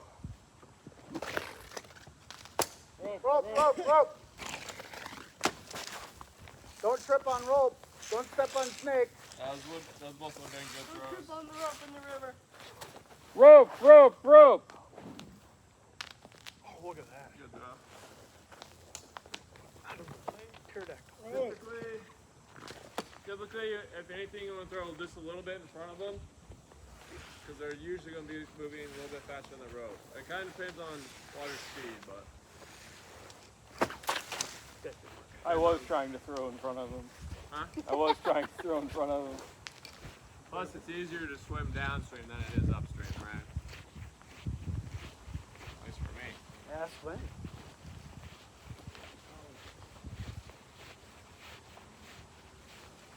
Everybody get to try all three methods. I think so. Underhand, sidearm, overhand. Yes, sir. Alright, let's pack these bags up and we'll move back inside. Oh, man. That goes against the Geneva Convention.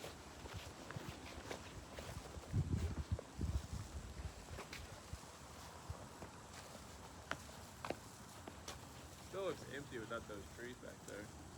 Yeah. Inside a car. So 2 go back on 533, 3 go back on 632, and then that one goes back in the Chief's bag. Really got to speed dog 2 speeders to the left and bring a car to the back. He's really interesting. Thing is just Them getting just the pain. It's the only way I know of that you get the high Yeah, hazard I think if you pitch it that way. in a reasonable time without waiting for the academy. Right. I don't wanna wait. How many people do you need for a high hazard? 8 8 students, 2 instructors, plus an instructor in charge. So like we have to be the instructor in charge, and then we need 2 other instructors. So like if there's everybody here, we could use us as instructors, and then we could like Donnie and one other person. Or use Keith Peters as an instructor and just Donnie. I'm trying to think if I could do something for myself.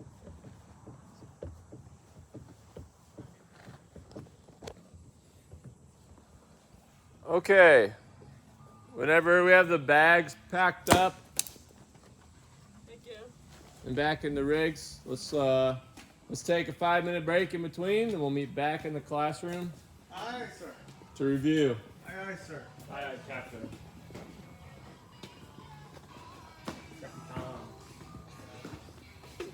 Are those 632s, Cap? Yeah, I've got 3. Sick.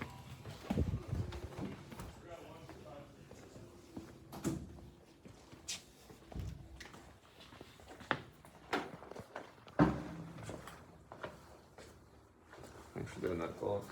Yeah, it's choppy. So was mine. Battery issues. Wonder how many of them are actually all the way. How long? Yet again. Hey, Bob, come here. I've got any calls. Hey, Bob, dog.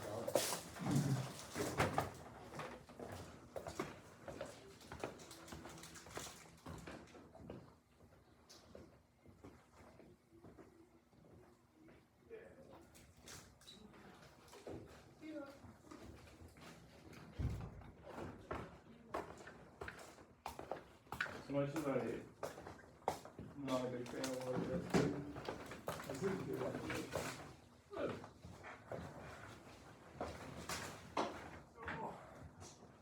So we need to do just have a little drunk boat trip for the rest of the night. That's pretty fire.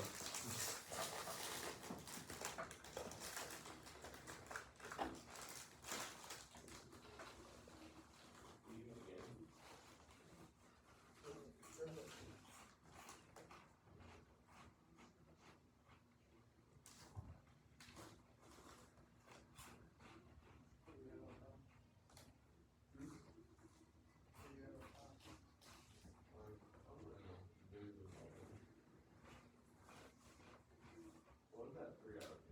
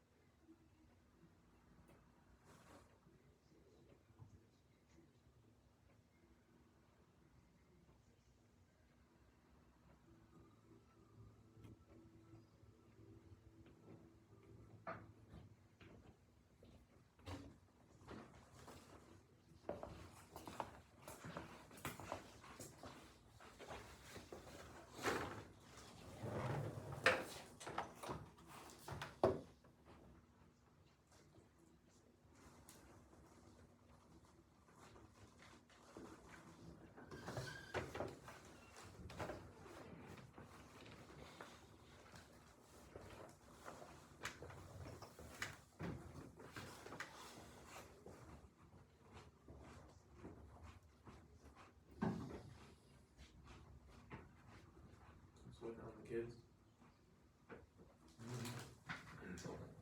Yeah.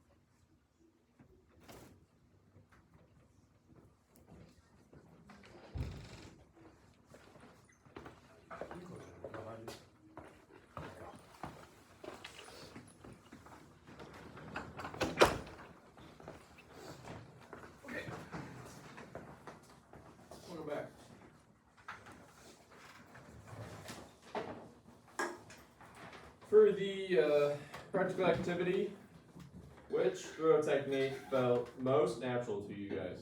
Very. underhand, does anybody have a different answer? No? What challenges did you face in accuracy? The sidearm. Mm. All the above. It's hard, it's not easy. Harder than it looks. Why is communicating rope critical during rescues? So the normal victim can grasp the rope. Mm. Yes. How can you improve your performance for a second throw? Quicker. Practice. Practice makes perfect. That's what they say. Okay. I know it's a lot up and down, but individually, real quick. Everybody else to leave the room except one person, and then we have a practical skills evaluation sheet. So identifying some stuff. Good. It'll be quick. I'll go first. Bam.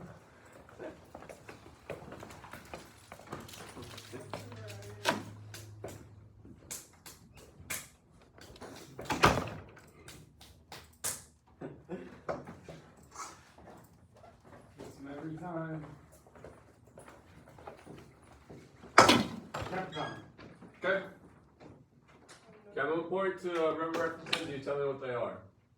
Upstream, downstream, river left, river right.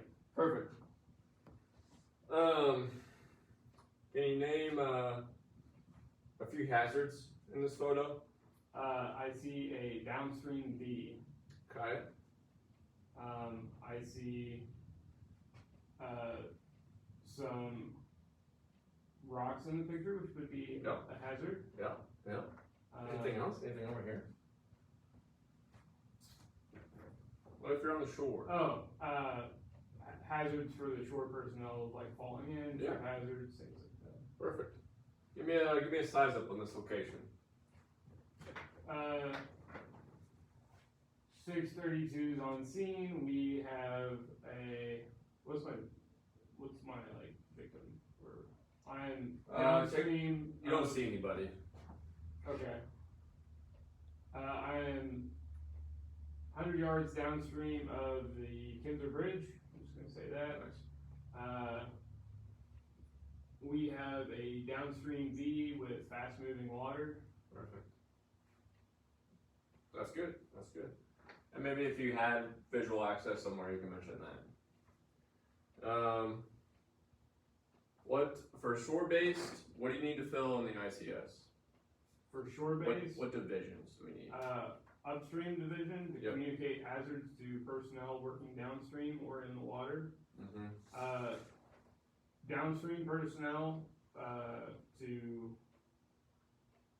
for the looking for a victim that could be down there. Mm-hmm. Shore incident command safety could be river right or river left division, or Okay. both, depending on the scale and personnel on hand. Good. I'm going to describe some victims to you, and you tell me if they're normal, panic, or near counter panic, or instinctive drown response. So somebody is floating down, they're talking to you. Normal. Okay. Somebody is flailing their arms. Panic. Okay. Somebody deer in the headlights loop. Counter panic. Good. Good.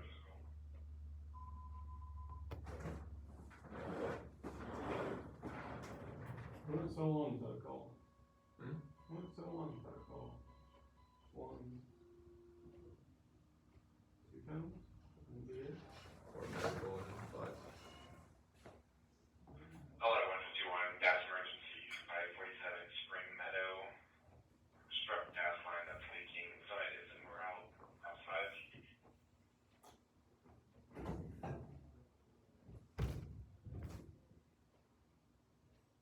we can finish up with just your crew. Okay. And then finally, you have a victim. Don't go away in a minute. Mouth above the water, and slightly bobbing. That one is going to be the IDR. Yes. Perfect. Any questions? No, sir. I'm gonna hand you an eval sheet. If you wouldn't mind filling it out for me, please.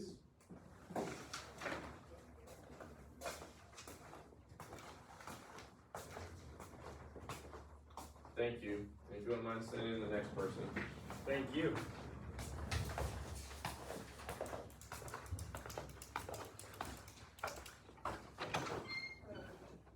You were up.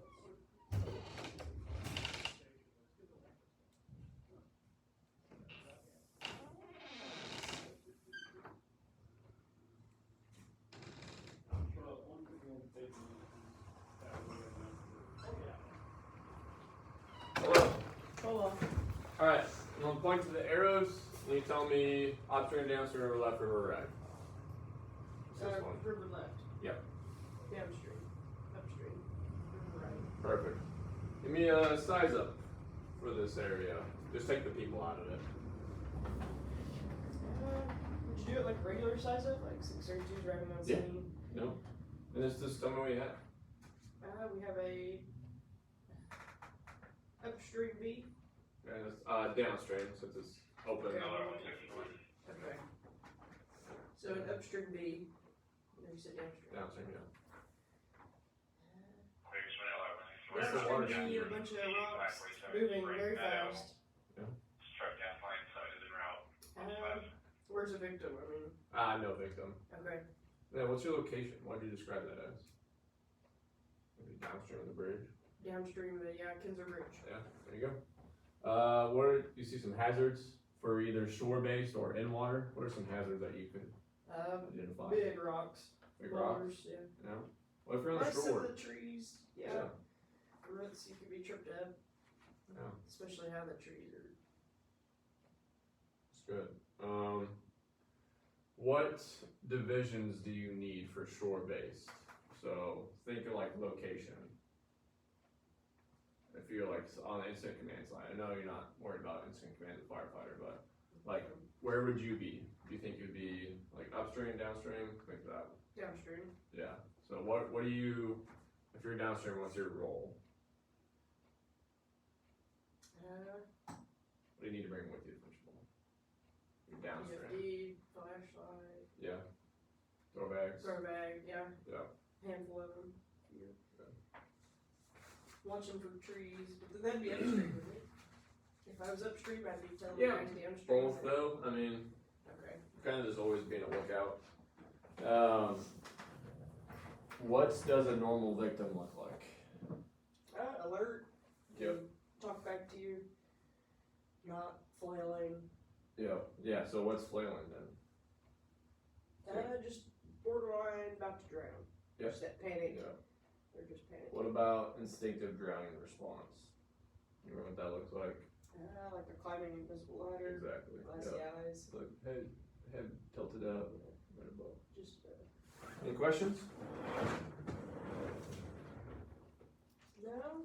I mean, if we ever get on the scene somewhere and we don't have like 50. Yeah, we do up top. Yeah. Okay, Those yeah. are fine. Those are for you guys, and then Okay. this is pretty much for when you're shore base. Okay. Cause all the techs have their own stuff. Yeah. So And that's then for we you. only have 3 throw bags, so Yeah. what So do the others do while one person's? I mean, so I would prioritize the 3 throw bags if you only had the 3. Mhm. I would send, I'd split you guys and do 2 people upstream, 2 people downstream, and send the 3 throw bags downstream. Okay, yeah, because the person. Yeah. Yeah, The that way. upstream spotters could call it out, and then they could get ready downstream. They could be like, hey, they're river left, river right, they're moving fast. Okay. They're panicking, they're normal. And it looks like they're, safe to drowning response, stuff like that. Okay. Sweet. So the next person then, Alrighty.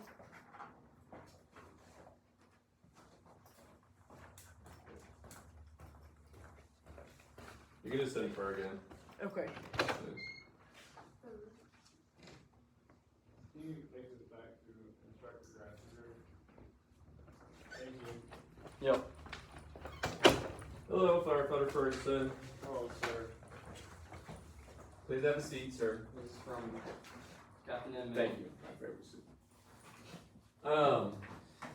I'm going to point to directions. If you would please identify as the river references go. Okay. So that's upstream. That'd be river right. Wait, no, river left. No. River left. Sorry. Yeah, This side. river right. Downstream. Good. Identify 3 hazards, either in water or for shore-based personnel in this photo. Alright, got slippery rocks Yes. to our left. Or B to our right. Yeah. Either way. Got a downstream V Uh-huh. here.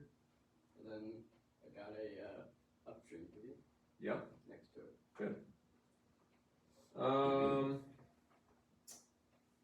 Can you give me a size up for this location? So nobody's there. Alright.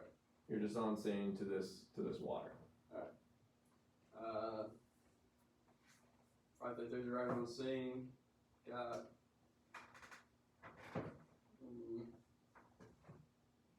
slow moving water. Have a downstream V. Right in the middle. We are gonna be setting up upstream.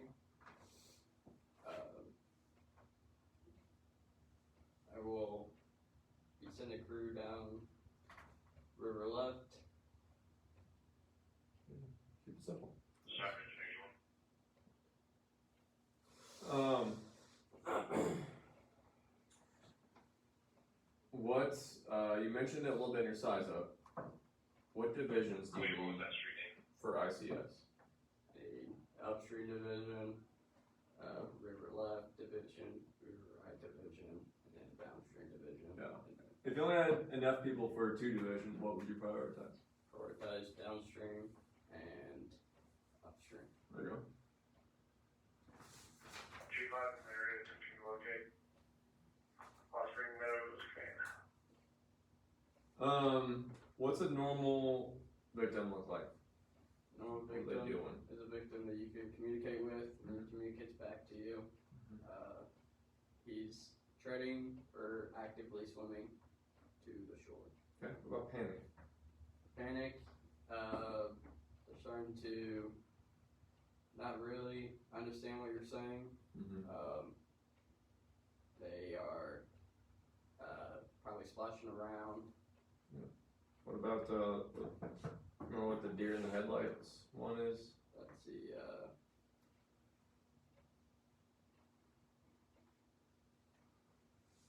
You got panic, and then you got counter panic. What's IDR look like? IDR is just glassy stare back at you. Like, whenever you try to talk to them, they're just looking at you with no expression. No, their head's tilted up.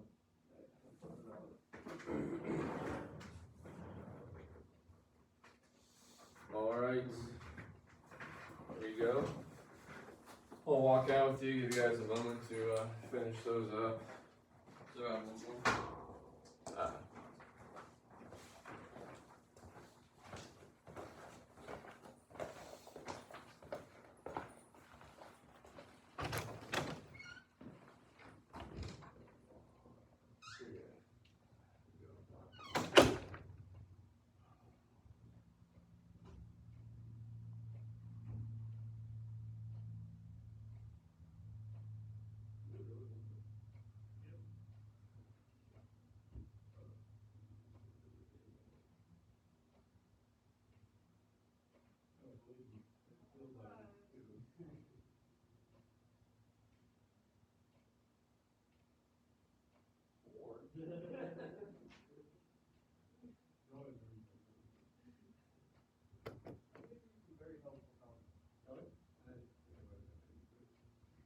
LR 161.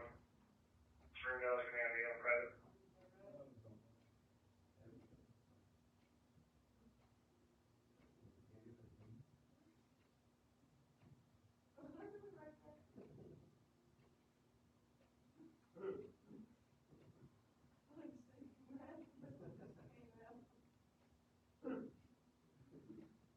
really hope you actually wrote that.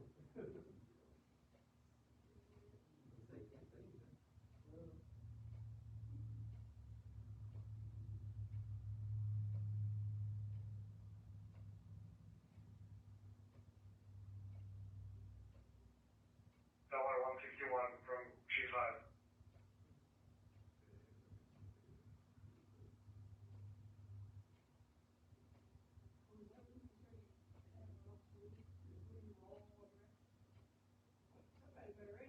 Wow.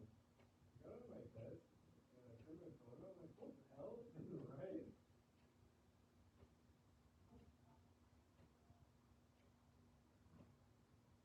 That's pretty good setup on there. Where's that? Oh.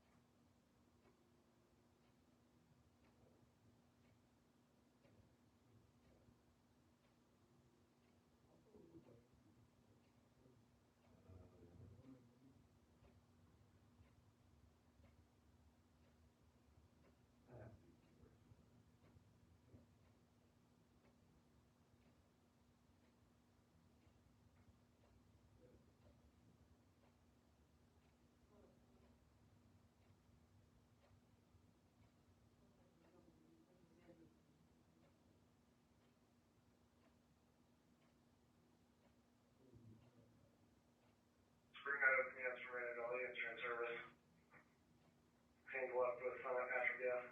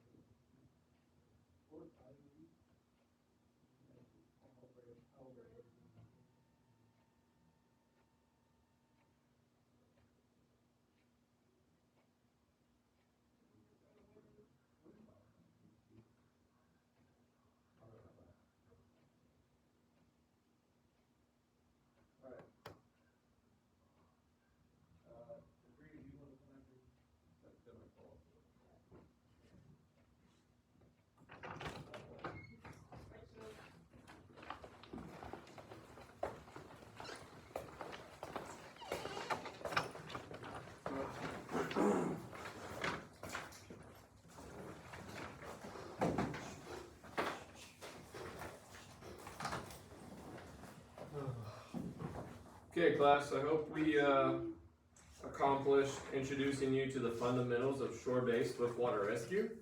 I feel like you all learned river orientation, learned to identify hazards, you practiced essential knots, you demonstrated rescue techniques using throwbacks, and I feel like we did a good job of emphasizing hazard recognition, victim psychology, pre-planning, and the safe use of shore-based equipment. Does anybody have anything to add? This was a really good class. Thank you. I think it's also very important to communicate, be able to have that communication with dispatch as well. Well, I just go back to a call that I ran. It was a nighttime call, and while we were walking along, I believe we were walking along River Left. Okay. We were able to, we had a flashlight, and the caller was able to notify dispatch that they could see us, but we couldn't see or hear them. That's So, good. being Thank able you. Yeah, I'm okay. To have, Thank you for that. Anything else from anybody? Okay. I No bunker gear. really appreciated the same approach. The same approach. Yes. Simple Yeah. approach. Adequate backup. Never take chances. Eliminate, beat the water attitude. contact If you dispatch. take anything with you, I would take that same approach Safe. to everything in life. Stay safe. Okay. Do you have any more comments, Firefighter Ferguson? I guess I don't. I would appreciate some more.